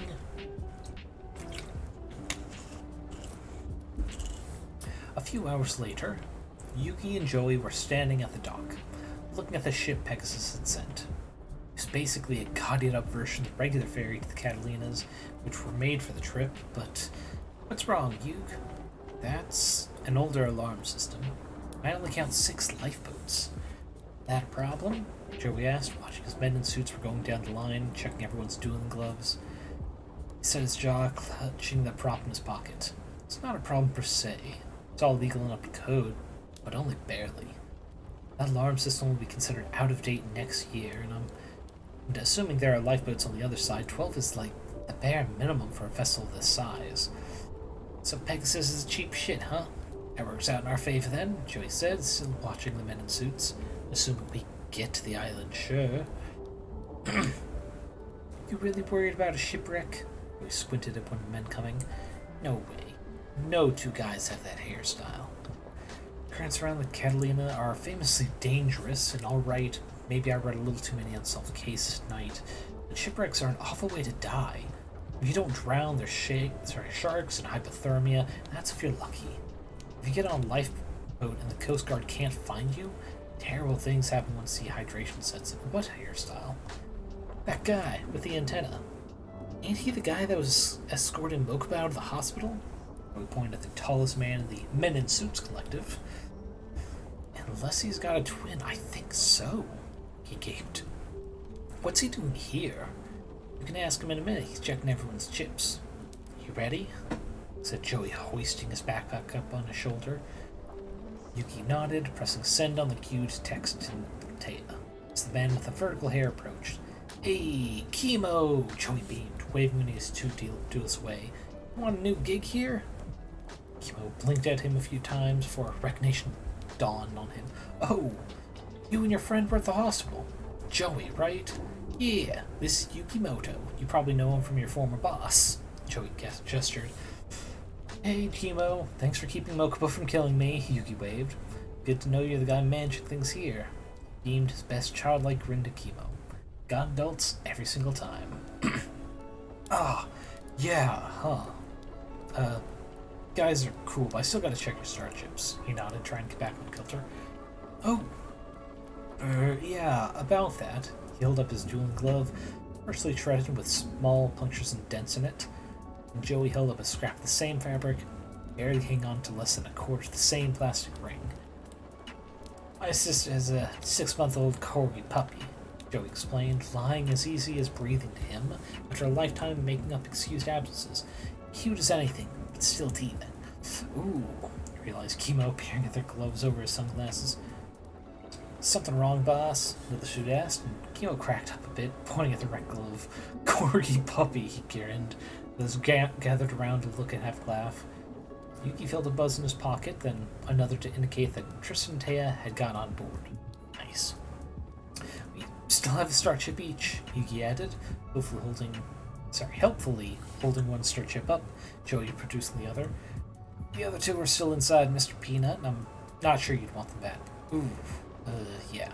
No, I wouldn't, thanks, he said. Well, each have 1 star chip so you qualify. I'll, talk to services, see if I can't find replacements. Aw, thanks, Chemo. You're a real swell guy. Don't let anyone tell you different. Thank you so much, sir, Yuki added, doing his best precious moments trademark. Smile, again. Sure, whatever, just get on the boat, Chemo waved them ahead. Damn, Yuki, that worked like a charm, Joey laughed, ruffling Yuki's hair once they had gotten away from the entrance crowds. You're real handy with an ice pick, you know? Looks just like puppy's teeth marks. Learned that trick in 3rd grade when I couldn't keep the date straight. Kept missing what day my spelling was due.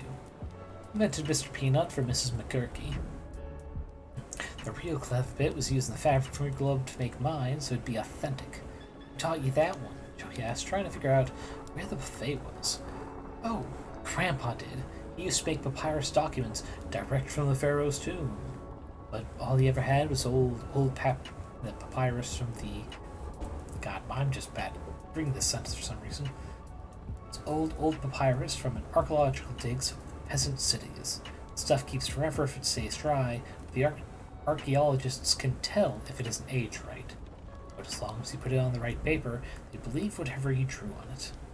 You cannot hit reading the map with Joey. I think it was to the left? For fuck's sake, was there anything Gramps didn't do? Joey asked, following him. You know, I've never seen him jaywalk, Yuki said genuinely. Joey snorted a laugh, but didn't relax. You think Tristan and Taya got on okay?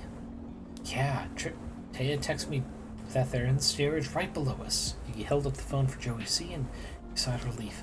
Oh, thank God. Okay. Okay, I'm okay. Alright. See what kind of spread Pegasus puts on. Okay, that's about to finish up this bottle.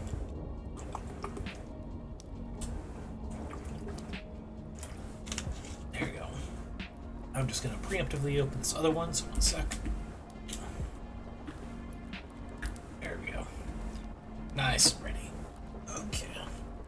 It's been almost 2 hours, so it's just a quick stretch break. Anyone else been sitting for 2 hours? Stand up, let your legs stretch. Oof.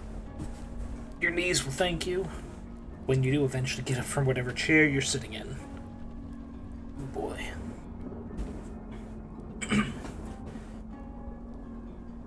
Okay.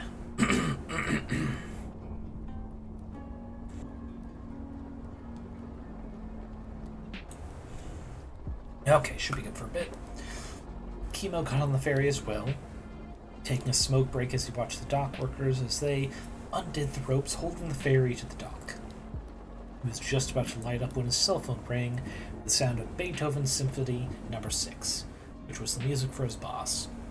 Mr. Pegasus, he answered, snapping to attention. Ah, Mr. Cantor. There's been a small change of plans. Please offer our most elite duelists an opportunity to gain an edge in this tournament. All they need to do is acquire Yukimoto's Millennium Puzzle for me. Excellent, sir. I'm sure they'll be very eager. Adekimo. What kind of edge, precisely? And what is a Millennium Puzzle? Offer them 2 star chips in exchange for the puzzle. It's the golden thing with the same motif as my eye he keeps around his neck. Pretty much impossible to miss, even with his highly distracting hair. Got it, sir. 2 star chips in exchange for the puzzle. You're so wonderfully reliable, Mr. Cantor, Pegasus lilted before hanging up. I'm not paid enough to do shit like this, Kimo groaned, pulling up the staff directory on his phone. I'll just tell the top 5. Who do we have? The creepy bug kid. Kimo looked at the cigarette crumpled in his other hand and tossed it overboard. Man, fuck this job. Let's see, this is... Okay, it's Tristan. Okay, looks like we keep going this way for a while. Then there's a staircase leading up to 3rd class. There we should be able to meet up with Yugi and Joey. Tristan said, frowning at the ferry schematic he'd borrowed from the Domino Public Library. Amazing the kind of stuff they kept on file there. Tracing his finger along the route lit only by Taya's dying cell phone. Which seems like a mistake. Should have charged that before leaving, but oh well.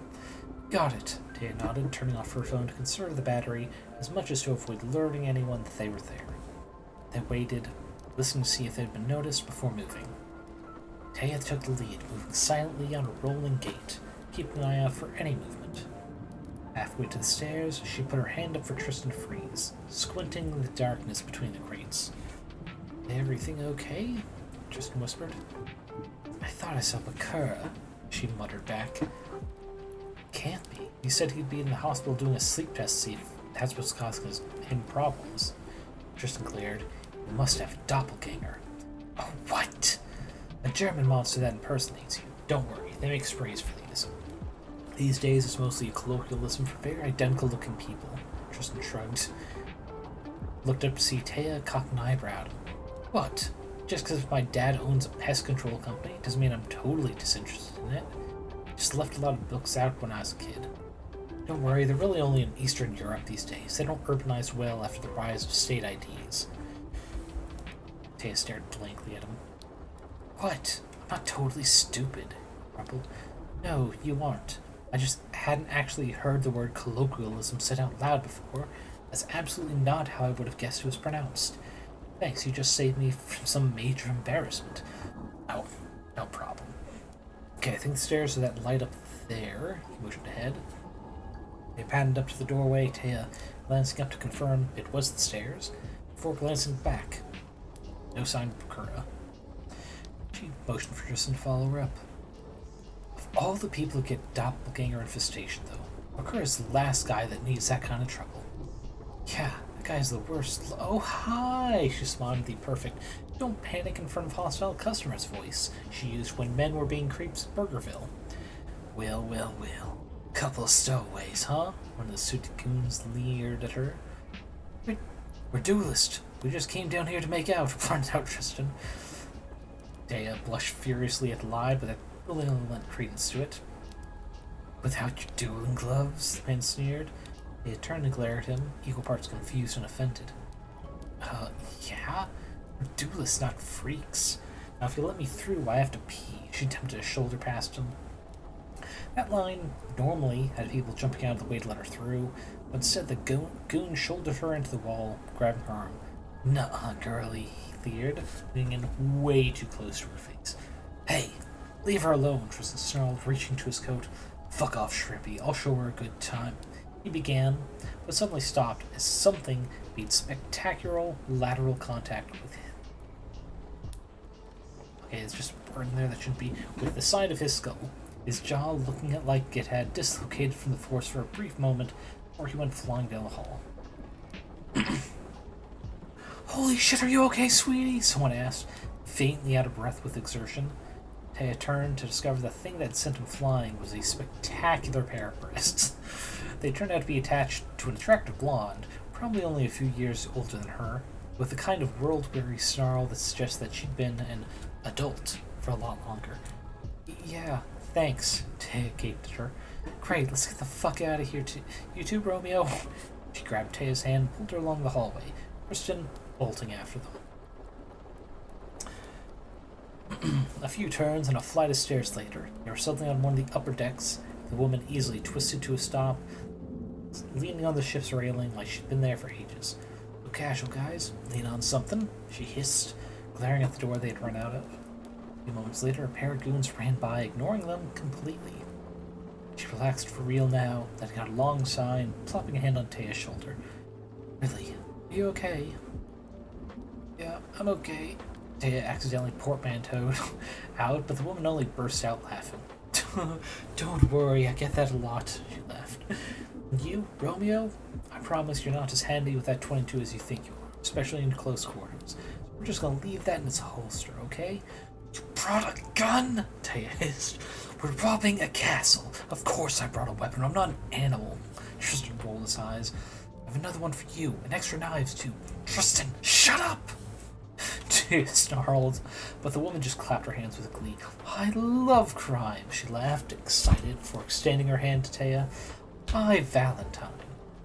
Come on, kids, I have a VIP pass, and lobster at the buffet ain't gonna eat itself.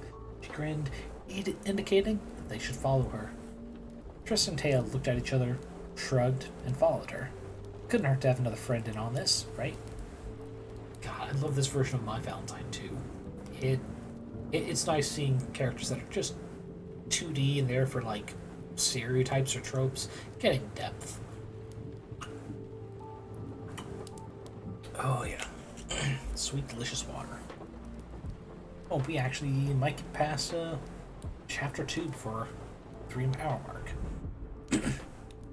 Hey you, they got fucking lobster at the buffet, Joey called to his friend, coming up from the dining hall to check on him and bring him a plate. New dual gloves, one of the suits had handed him tucked under his arm. Also, everyone's swapping cards like crazy if you want to get in on that action. Check it. Set the food down next to Yuki, who was sitting at a table on the highest deck, putting his deck in order. Baby Dragon, Time Wizard, I don't actually know what this one is called, but I like the art. The new cloak to Yuki and showed him the cards. This seemed to perk Yuki up a bit, though it was a bit hard to tell as he was wearing a life vest that was almost as big as he was. Ooh, these two are a good combo. You can special summon 1000 Dragon if the Time Wizard doesn't explode. This is Cyber Warrior. He's not very powerful, but it's good to have a couple low-level monsters on hand for their special effects in the field. Good choices. What can I say? I can pick 'em. Grinned, pushing the plate at Yuki, who thankfully started eating again. Is that why you wanted Grandpa's help picking ponies? He sparked back and joked. Ooh, he He smirked back at Joey, who mocked why I nodded at him before helping himself to some of Yugi's fruit.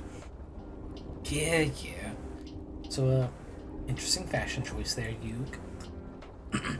You'd think Pegasus would have some child-sized life jackets on this boat that's full of children, he grumbled, taking another bite of apple. Like, I get it, safety first, but don't you think you're being a bit overcautious about this? Joey asked, slouching back in his chair and enjoying the cool air. Nobody on the Titanic was wearing life jackets. Look what happened to them, Yugi grumbled, setting the apple down to go over his cards again. He cocked his head at his friend, bemused that someone so sharp could make such a simple oversight. Yug, that was a movie. They don't actually kill people to make movies. Yugi froze before slowly looking up at Joey, hoping he'd heard him wrong. But Joey's look of equal concern told Yugi that he was entirely serious. Joey? The Titanic disaster was a real historical event. Thousands of people died. What? Joey frowned, now thoroughly baffled. No, that can't be right. They didn't have color cameras back then. Ooh, Joey.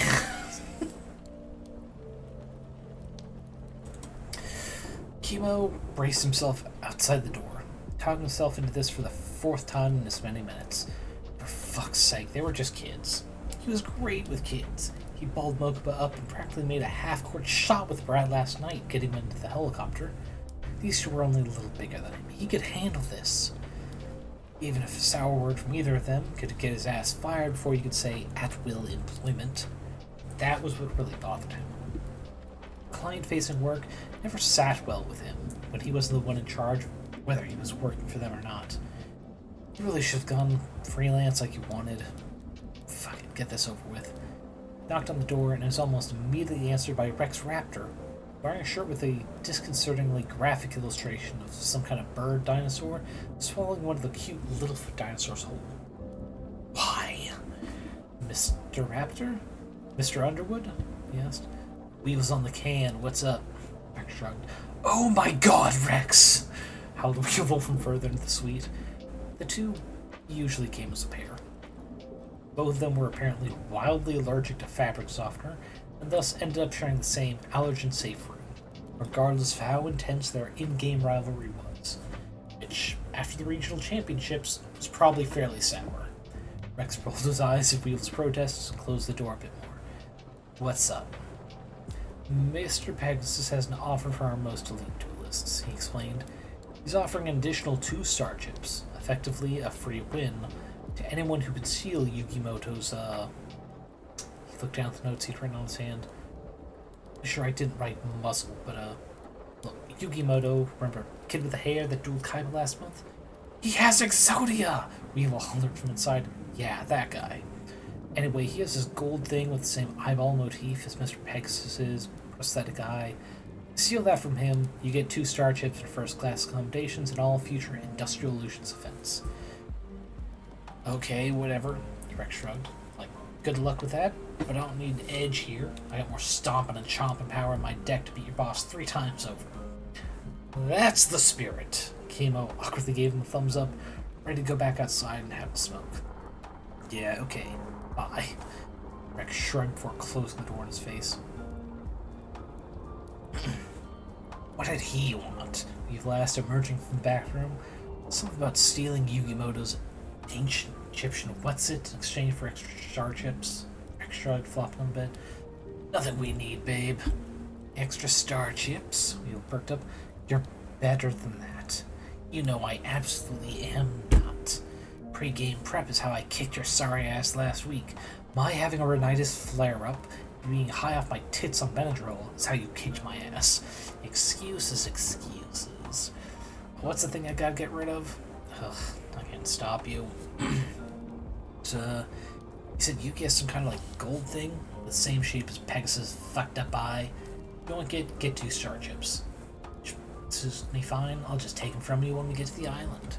Sure you will, Pookie. People teased, using Rex's least favorite infectious nickname.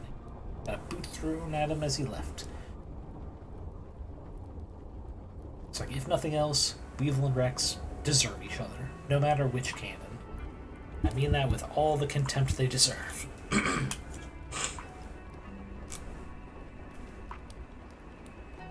Ah, delicious water. Okay. First one's Joey. I can't believe it. That's horrible. All those people died. They made a cheap movie with Celine Dion in it. Joey gaped, horrified. He looked near tears again. It was actually a really expensive movie, but yeah. Oh, hey, it's Weevil Underwood. Yugi waved from where he was sitting. Well, hello there, Yugi Moto. Weevil sauntered over, glasses glinting. Fucking told you, Yug. Your hair appears on TV once. You're an international sensation, Joey teased. Nice to meet you, Joey Wheeler. That's a hell of a combo you pulled in the regionals. Weevil stared at his hand before pointedly stepping aside and up to the table. So, I heard you managed to use Exodia. That's quite the feat, may I... Sorry, it's kind of weird. May I see Exodia? Just fascinated by that combo. Oh, said Yugi carelessly. Sure. Weevil grinned maliciously. Fucking dumbass. So trusting and naive. You can come to my place in Domino City after the tournament. What? Oh, sorry, I thought you knew. Exodia was right at the top of the tournament ban list. Yugi shrugged, a bit embarrassed, so I left it at home. Top drawer in the desk of my room. Weevil stared at him blankly. It's okay. The boat drops off back in Domino. My house is a few blocks away. You can come over, we'll get pizza. That'd be great. Yugi tried, frantically trying to salvage the situation as Joey tried his best not to laugh. Ah, said Weevil, wilting a bit. A faux pas. Don't worry about it, Yugi said, patting the table and indicating Weevil should join them.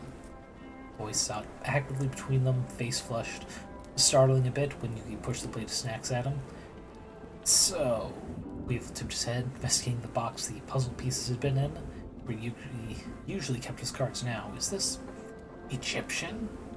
Yeah, my grandpa used to be an archaeologist.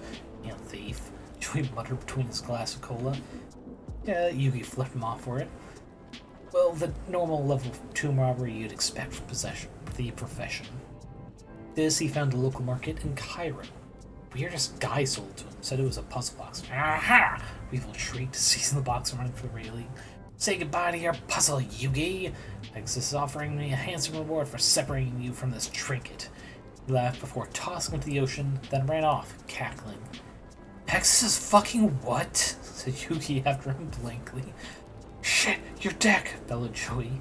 Bolted after it, vaulting over the railing like he often did at school. Abruptly realized that, unlike behind the gym, there was no ground on the other side.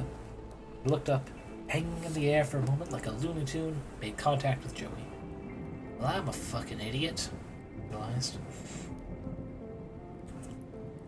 Oof. Still got a bit, but unlike the original show, which fucking such valuable cards get tossed in the ocean, it's the deck box. Which is still something people go, holy shit, we should jump after that. It's valuable. That's the trick, Taya laughed. Perfume? Yes, Maya laughed, waving her wine glass. Well, that and having a limited deck. It's not as flexible as some, but my odds of drawing a useful card are pretty much guaranteed. So it's only the 7 cents to keep straight. Still, don't the cents mingle when you shuffle the deck? Tristan asked. They were on first-class dining and felt a little underdressed in his trench coat and hiking boots, but he sure wasn't going to complain about all-you-can-eat lobster. They had admitted straight away what was happening. Taya was pretty sure she would have ended up talking even if she hadn't decided to be honest. It was fun and bubbly and easy to conspire with. She had been delighted by the idea of a robbery. Pegasus was, by her metric, a creep and a crackpot like your uncle that isn't allowed at family reunions anymore. Extremely sympathetic when Taya mentioned Joey's sister. Tristan had been in and out of the conversation, facilitating between fussing over where Yuki and Joey were, trying really hard not to stare at Maya's magnificent cleavage. A little, but they're distinct enough to keep straight, especially if I can keep the duck in direct sunlight. He activates them and brings the top card to the forefront, she went. Taya giggled, having a fantastic time. Well, indeed, welcome back, Baringo. Taya giggled, having a fantastic time. They hadn't seen Yugi or Joey yet, and her cell battery definitely died by now. They were on a boat. The only way they'd get lost would be to somehow fall off.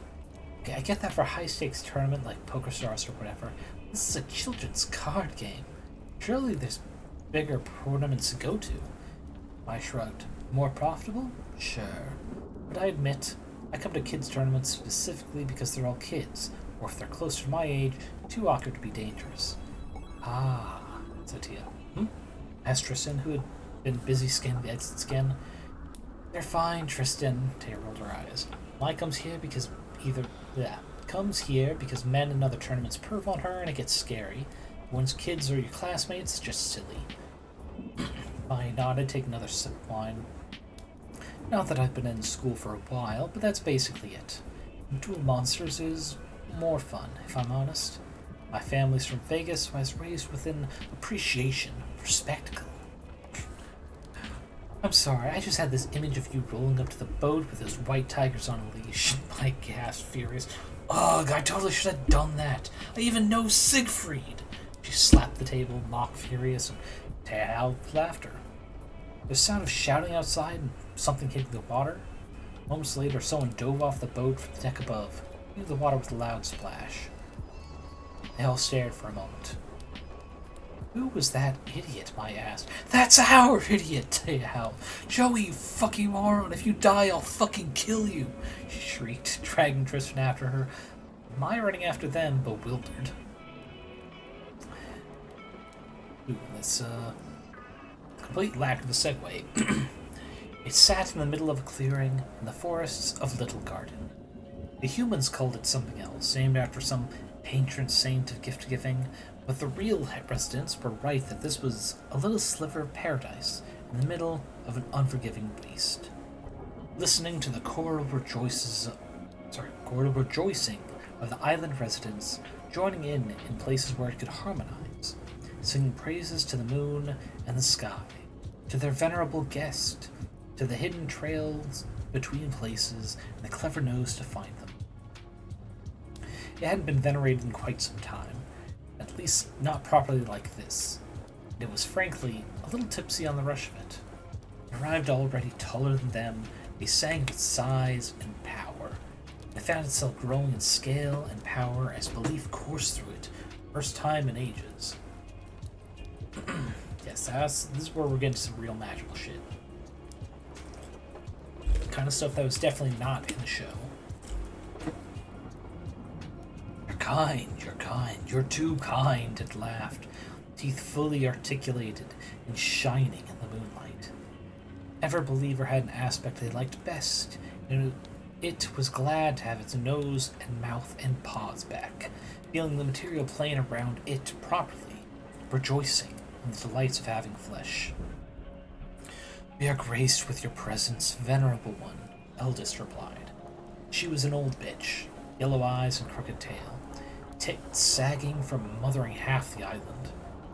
It thought she was marvelous, and it was considering becoming he again, just for the sport of it. It has been so long since a proper god of our kind walked the world.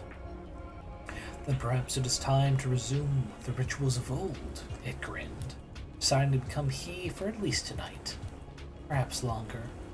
He had missed his old gender. She grinned back at him, not so old as to sit on the sidelines yet, darted off into the forest, starting the game. He leapt to his feet, prepared to give chase, when suddenly he became aware of trouble with the plan. One of them had jumped off the boat. Why? He wailed. And Eldest stuck her head out of the bushes to glare at him. Excuse me, darling, I have matters of cosmic importance to attend to. Then I will be right back. He held up a claw to indicate he would be back in a minute, and raced off toward the shore. He had feet for a while the earth was still beneath him, but then he hit the water and he forgot the delights of the flesh in favor of purpose, a shadow on the wind racing against time and frail human lungs. He found the boat, angling to capture the jacket of the blonde idiot. Then the fool had the audacity to dive, and he skittered across the surface, howling with frustration before plunging in after him. The fool was, for some reason, in pursuit of the pharaoh's sarcophagus. Oh, Mutt's fat tits, don't tell me that... No, the puzzle itself is still intact. What's he doing then? He snarled, plunging after him into the frozen depths, seizing him not by the coat as intended but by his shoulder, dragging him back to the surface and his friends. He was nearly there when the fucking Guardian jumped in after him, still wearing the puzzle. Oh, for fuck's sake, why did it have to be humans, he raged, trying to not dig his teeth into the fool. Not entirely succeeding. He pulled him up to the Guardian, who at least had some kind of vest that prevented him from sinking, shoved them closer to the boat, where the friends were screaming and trying to throw ropes to them. He watched a minute more to make sure they got onto the boat, or turning, slipping back into the waves, back to the island. He was a shadow on dark water. They couldn't have seen him, he was fine. Besides, he'd promised. He arrived at the shore, shaking himself dry, galloping back to the clearing, to find his crush had more than enough attention to choose from. He rolled his yellow eyes, huffing, and going back to the dock to wait. I have a dick again for the first time in 3,000 years, and get cock-blocked by destined idiots, he grumbled. The Guardian is lucky he's cute.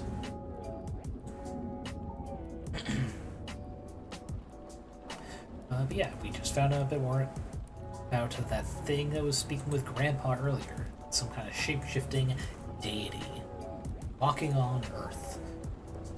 And they make several more appearances in the chapters that are up, so it's fine. Maya leaned over the edge of the boat, really wishing she was wearing proper stays instead of a slutty corset. Stays would help in this situation. Hauling two dumbasses out of the Pacific, only one of which had a life vest or had ever taken swim lessons, apparently. They eventually pulled the emergency ladder up, throwing the two soaking lads to the deck. What the hell were you thinking? Shrieked Taya, picking Yugioh up and shaking him. Joey, I expect this nonsense from. What the hell were you doing, going in after him? I'm wearing a life vest? Yuki tried, sounding a little dazed. I thought he could grab onto me and would have a better chance of getting back to the boat. Worked? That's exactly how boat safety does not work, she shrieked, hugging him close.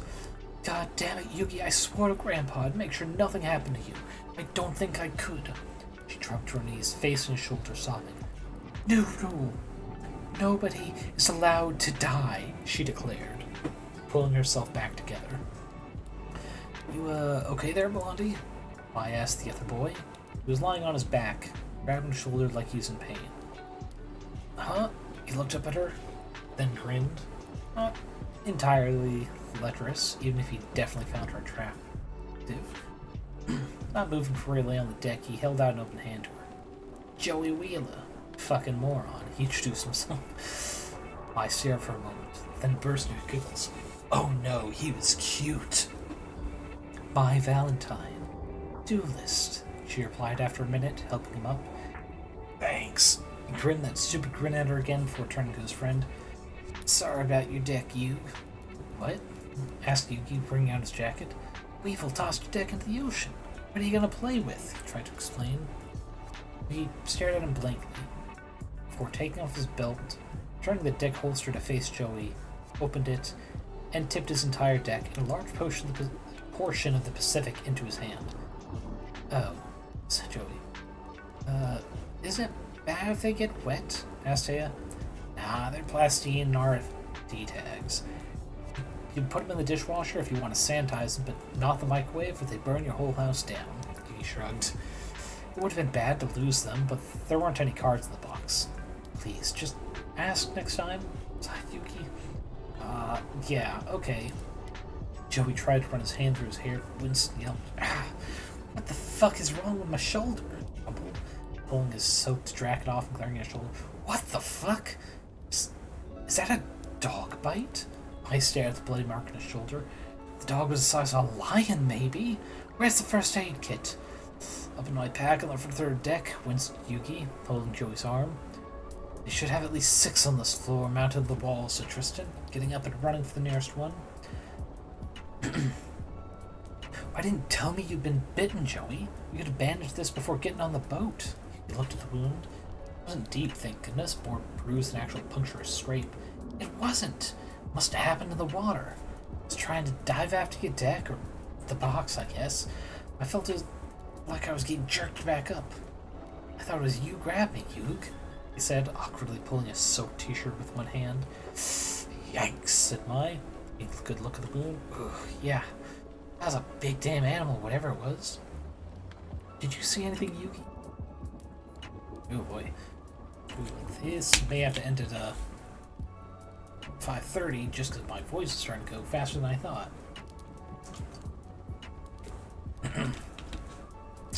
I couldn't see much in the dark, but when I grabbed Joey, you were already floating back up to me. Thought you drowned for a moment there.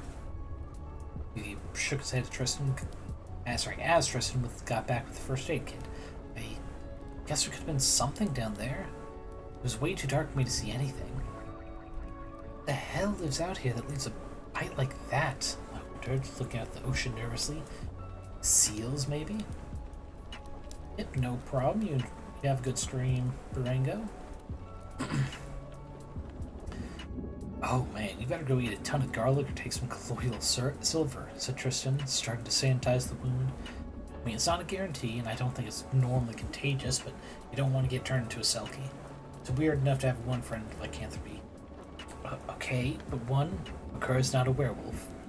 Two, where are we going to get colloidal silver in the middle of Taya started, then stopped as Tristan began to fish something out of the pocket. You better not be taking colloidal silver out of your fucking pocket.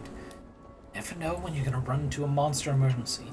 Did you know vampirism afflicts 1 in 500 people in Los Osaka County these days? Treatment with colloidal silver in the first 24 hours is key, he grumbled, finishing with the neosporin and placing down gauze. You know, for a guy that doesn't want to get into his dad's pest control business, you sure know a lot about it, Taya teased, holding pieces of gauze in place as Tristan bandaged Joey's shoulder. What's a selkie? Asked Joey. It's one of those rocks they sell at hippie stores as a healing crystal, but it doesn't do shit, said Yuki, remembering one of Tristan's many rants. No, that's selenite, said Taya. A selkie is an evil portrait. No, that's selfie, said Mai. I think selkie is another word for mineral water. No, that's seltzer, said Joey. I think it's a band that got picked up by a major label. Suddenly they sound like every other top 40. I'm gonna throw you all in the ocean if you don't shut the hell up, growled Tristan. Finished bandaging Joey's shoulder and slapped his back harder than necessary. Ah, fuck you too, buddy, was Joey. Well, thanks, man. Eat your fucking silver, dipshit, said Tristan affectionately. Oh, fuck, how is it already midnight, Maya realized. Okay, kids, it's past your bedtime. Come on, upstairs. What are you, my mom? Teased Joey, groaning a bit as he got up. That's a rude thing to say, Yugi protesting. Pull him up. Yeah, you little punk. I'm not that much older than you, she laughed, hurting Tristan and Taya up after him. No, it's rude because Joey's mom's a horrible person, explained Tristan. She once left Joey and his sister alone in the house for a weekend with only dog food to eat. I stopped, staring blankly at them. Fuck it, there's coffee in the dining hall. Come tell me all about it. Oh yeah. I think I should be able to hold off till finish this chapter at least. At the very least, I hope it's enough to get some of you interested in reading. I've got to read it again to say correctly. GallusRostromegalus's. They do good work if the chapters are a little bit long. I got a big clear here. Okay, that should buy me time. They ended up going to bed very early in the morning, huddled up under one of the dining tables rather than dealing with the bedlam in the lower bunks. None of the staff seemed to care, setting up breakfast on the buffet tables across the room. It was the strange, sweet smell that woke him up. He thinks, carefully picking his way out from between Joey and Tristan and heading over. Excuse me? Sorry, no, that's aren't. Excuse me? He asked when the people at White bring out the food. What is that? Pancakes? Looked at him. Go get a plate and serve yourself if you want. Oh, thank you, he nodded. Getting a plate and stacking a few of these soft flatbreads on it before dousing in the sweet-smelling... It wasn't honey, but richer and easier to pour. Or thanked the staff again, heading outside to eat. damn near dropped the pancakes when he realized that the building he was in fact floating on a vast body of water.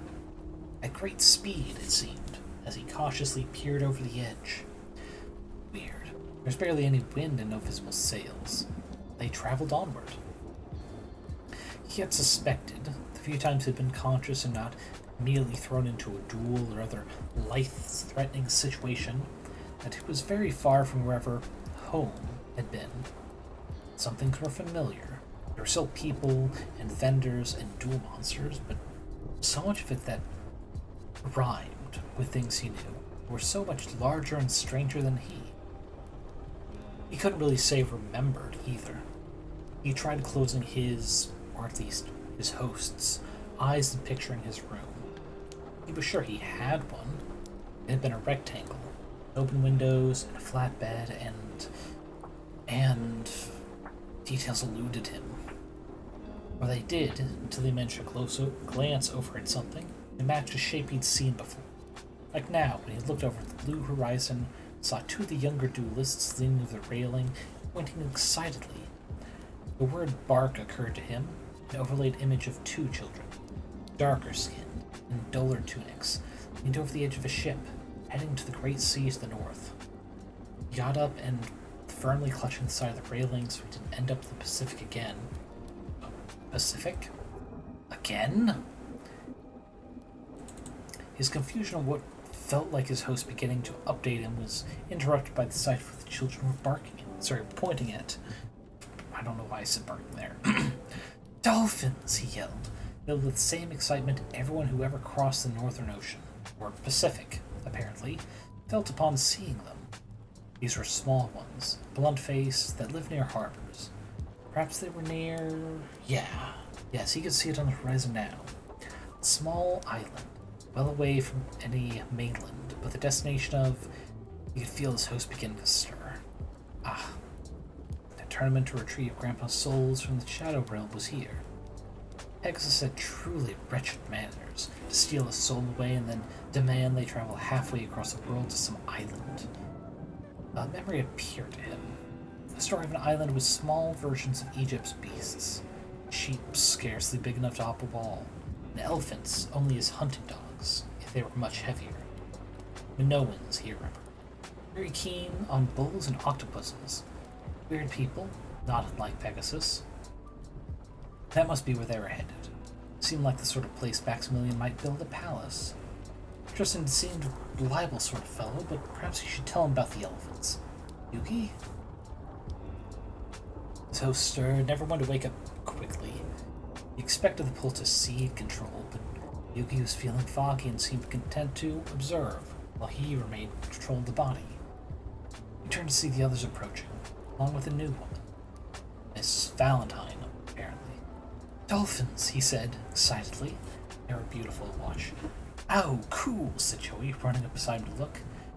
Stay out of the ocean this time, okay? Taya came up to his other side, grabbing a fistful of his jacket. Oh, beautiful. Taya's presence stirred Yugi fully awake, to feel his host tugging for control again. He stepped back, watching as Yugi leaned into her side with amusement. Oh, cool. Vaquitas, said Tristan, joining them. Oh, did you bring anything for the elephants? Yugi asked. The what? Asked Tristan. The tiny elephants? On St. Nicholas? Yugi tried, suddenly confused at the words coming out of his own mouth. The group stared at him bewildered. I think I might have had a very vivid dream. That there were little elephants, like my height little, all over the island. I don't think I woke up all the way there for a while. I even got pancakes without waking up. Yeah, I've watched you do entire tests when you were comatose after lunch, waved Joey. I thought you knew you were a sleepwalker. I did not. That's kind of a relief, actually. I felt really weird lately. But I've been sleepwalking during the day sometimes, especially when I'm dueling. He stared down at the tiniest cetaceans riding the ferry's wake. You wanted to come here alone? Taya grumbled. I'm glad you guys talked me out of it, he sighed, leaning into her side. They all watched the dolphins for a moment, until They veered off as the boat slowed, approaching the island. Are there tiny elephants on St. Nicholas? Asked Joey. Pegasus stood on the balcony, watching as the ship pulled in. Croquette appeared at the doorway, but did not step out, which was typically a bad sign. So, how did your little scheme to acquire the Millennium Puzzle for me go? He asked. Mr. Cantor is on the phone, said Croquette, handing him his cell phone on tray and leaving immediately. Mr. Cantor, Pegasus asked, began to suspect some very bad news. Well, sir, one of the duelists took you up on the offer, he said, audibly cringing, but apparently he was not entirely familiar with the concept of larceny. Croquette had made it about halfway up the stairs at a hurried but not yet panicked walk when he heard the inevitable. I'm sorry, did you say he threw it into the ocean? Pegasus howled. Croquette broke into a sprint up the stairs to the prisoner's tower. Budge up, kiddo, growled to Pegasus's guest, who was eyeing him from the other side of the bars in a way reminiscent of a sulking leopard. I will disembowel you, Mokuba snarled. Better than what my boss will do if he finds me. Croquette, so. What are you kids into these days? Mokuba stared at him, disgusted. You're asking me, the vice president of the company that makes Duel Monsters holographics, being held hostage by your boss, the guy who makes Duel Monsters, over who gets the technology to make more Duel Monsters, while he holds a Duel Monsters tournament. What kids are into? Croquette stared a moment. Baseball? Tried. Disemboweling is too good for you, Mokuba growled. I just realized I'm really channeling, Damian Wayne from the Batman comics, or at least what I've heard memes about him about. Yeah, that is where we're going to end the stream tonight. Ooh, half hour early. But I overestimate what my voice can do.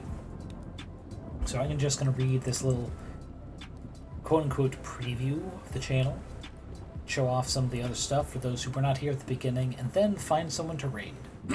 So Chapter 3, being Parks and Desolation. This...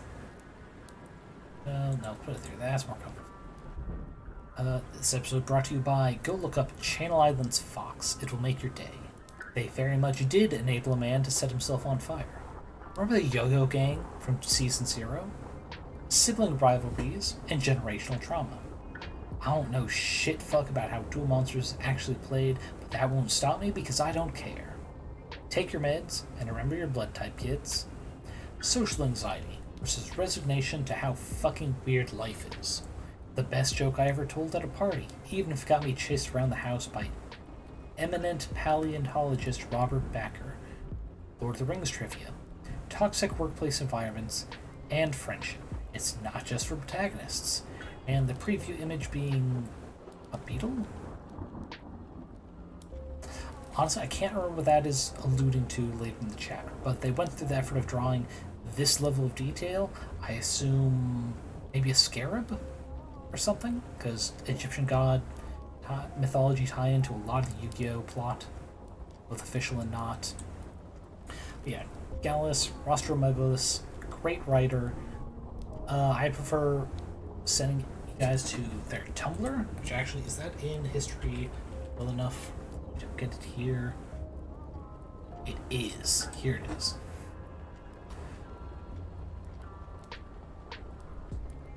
I'm not going to read this one because I can't remember what it is, but I remember the answer is kind of weird.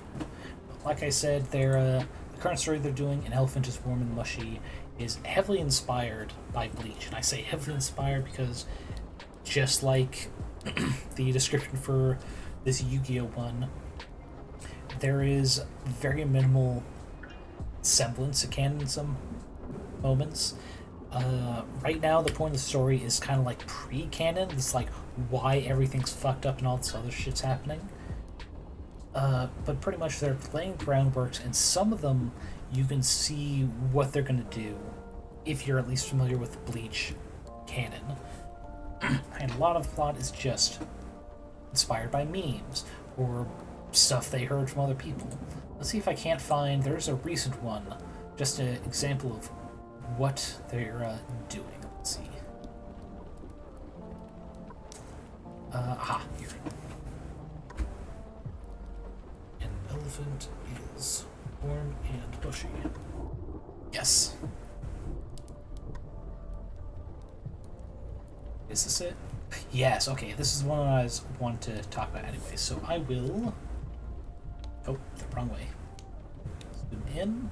There we go, so it's a little easier to read. And we'll just extend this down so I can read more of it. Yeah, canon fun fact that they added, not in any resemblance to canon, but what they added for their story. Saraki Kenpachi, 100% fully believes in and practices tarot reading. The deck he's using is, of course, completely sideways of conventional tarot. There are no suits, not properly faces, as the deck is entirely comprised of cards that he picked up at some point and felt a connection with. Okay, here it is. The cards, here meaning approximately 3 by 5 inch flat rectangular-ish objects with 2 different sides that can be shuffled.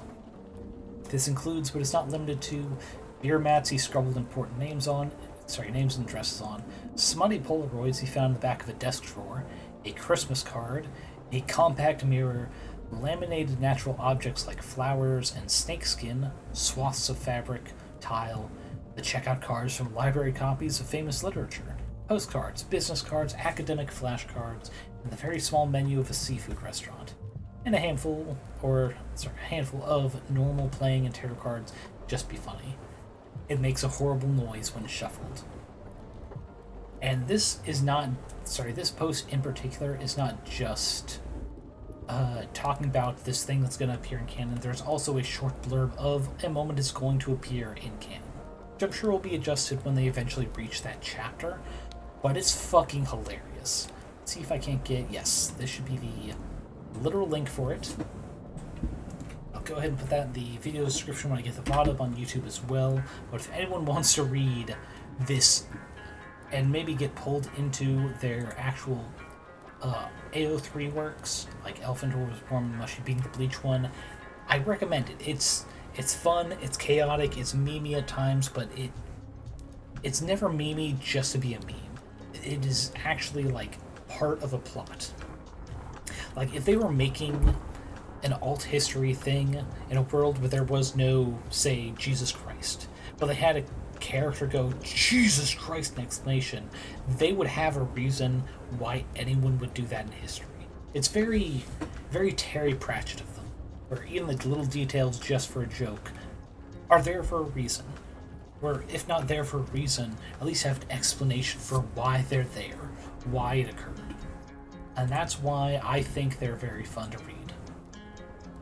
Yeah, I recommend their Tumblr if anyone's not interested in doing the full story reading like I've been doing. How far back? There it is. Yeah, if anyone's not as interested in the big freaking chapters they have, because I think I said at the start of the stream, depending on who you ask, the industry pretty much assumes that a novel is minimum 35,000 or 40,000 words. And in those 10 chapters, they have enough, by that metric, for at least... I forgot the math I did. At least 5 books. So it means every 2 chapters is the equivalent of a novel.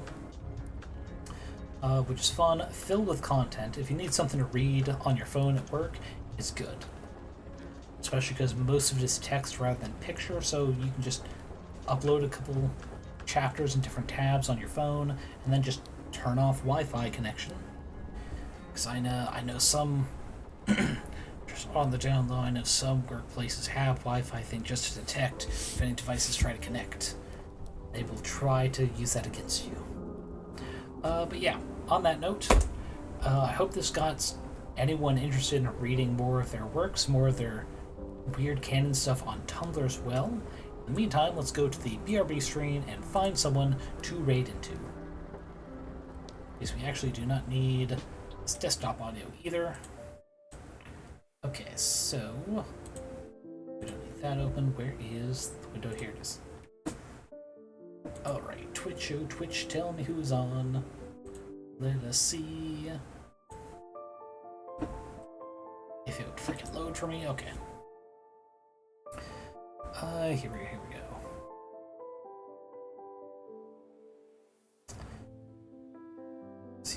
He's playing some Monster Hunter. Wait, what is... Hopefully he's playing a game called After Dream. What is this? It barely started, so that's actually a good one to go into. Yeah, I think we'll do Inkfei. It looks kinda horror-esque. Like, it looks... The art style is just kind of replicating the grainy old film. While the characters themselves are kind of moving around like shadow puppets. Let's see, it's /raid. That's right. Ah, they're not letting raiders in. Okay. Yeah, I think I've had this problem with her before. I think it might just be she doesn't let raiders from people she isn't following herself, which is fair. Ooh, how about Copper Huntress? Yeah, only about 40 minutes in. It's another good start. Let's see. There we go. It's beginning. Thank you everyone for joining us tonight. I hope you were enjoying that little reading. I hope you were enjoying that fic itself. I don't think it's going to be a regular thing unless maybe like middle of the week I want to do something low energy. Yeah, I hope you guys are taking care of yourself. Eating enough, drinking enough, getting enough sleep, taking care of your body so it can better take care of you. It is a lot of extreme temperatures, at least in the US right now. Water's important. Salts are also... Get some snacks, because if you're sweating a lot, you also need to get salt into your body. Keep lookout for... If you're outside a lot, you're experiencing heavy fatigue, trouble breathing, your skin is getting red, get shade, rest, take a break. Like I said, take care of your body so it can better take care of you. I'm suffering, and even I know these things. I'm regularly doing it, and I'm outside 6 hours a day, so please, please, make sure to stay on top of that. Because injuries will take a lot longer to heal than it is to just take a break. Until then, I'll see you guys later. Hopefully just healthy, if not more so. Have fun.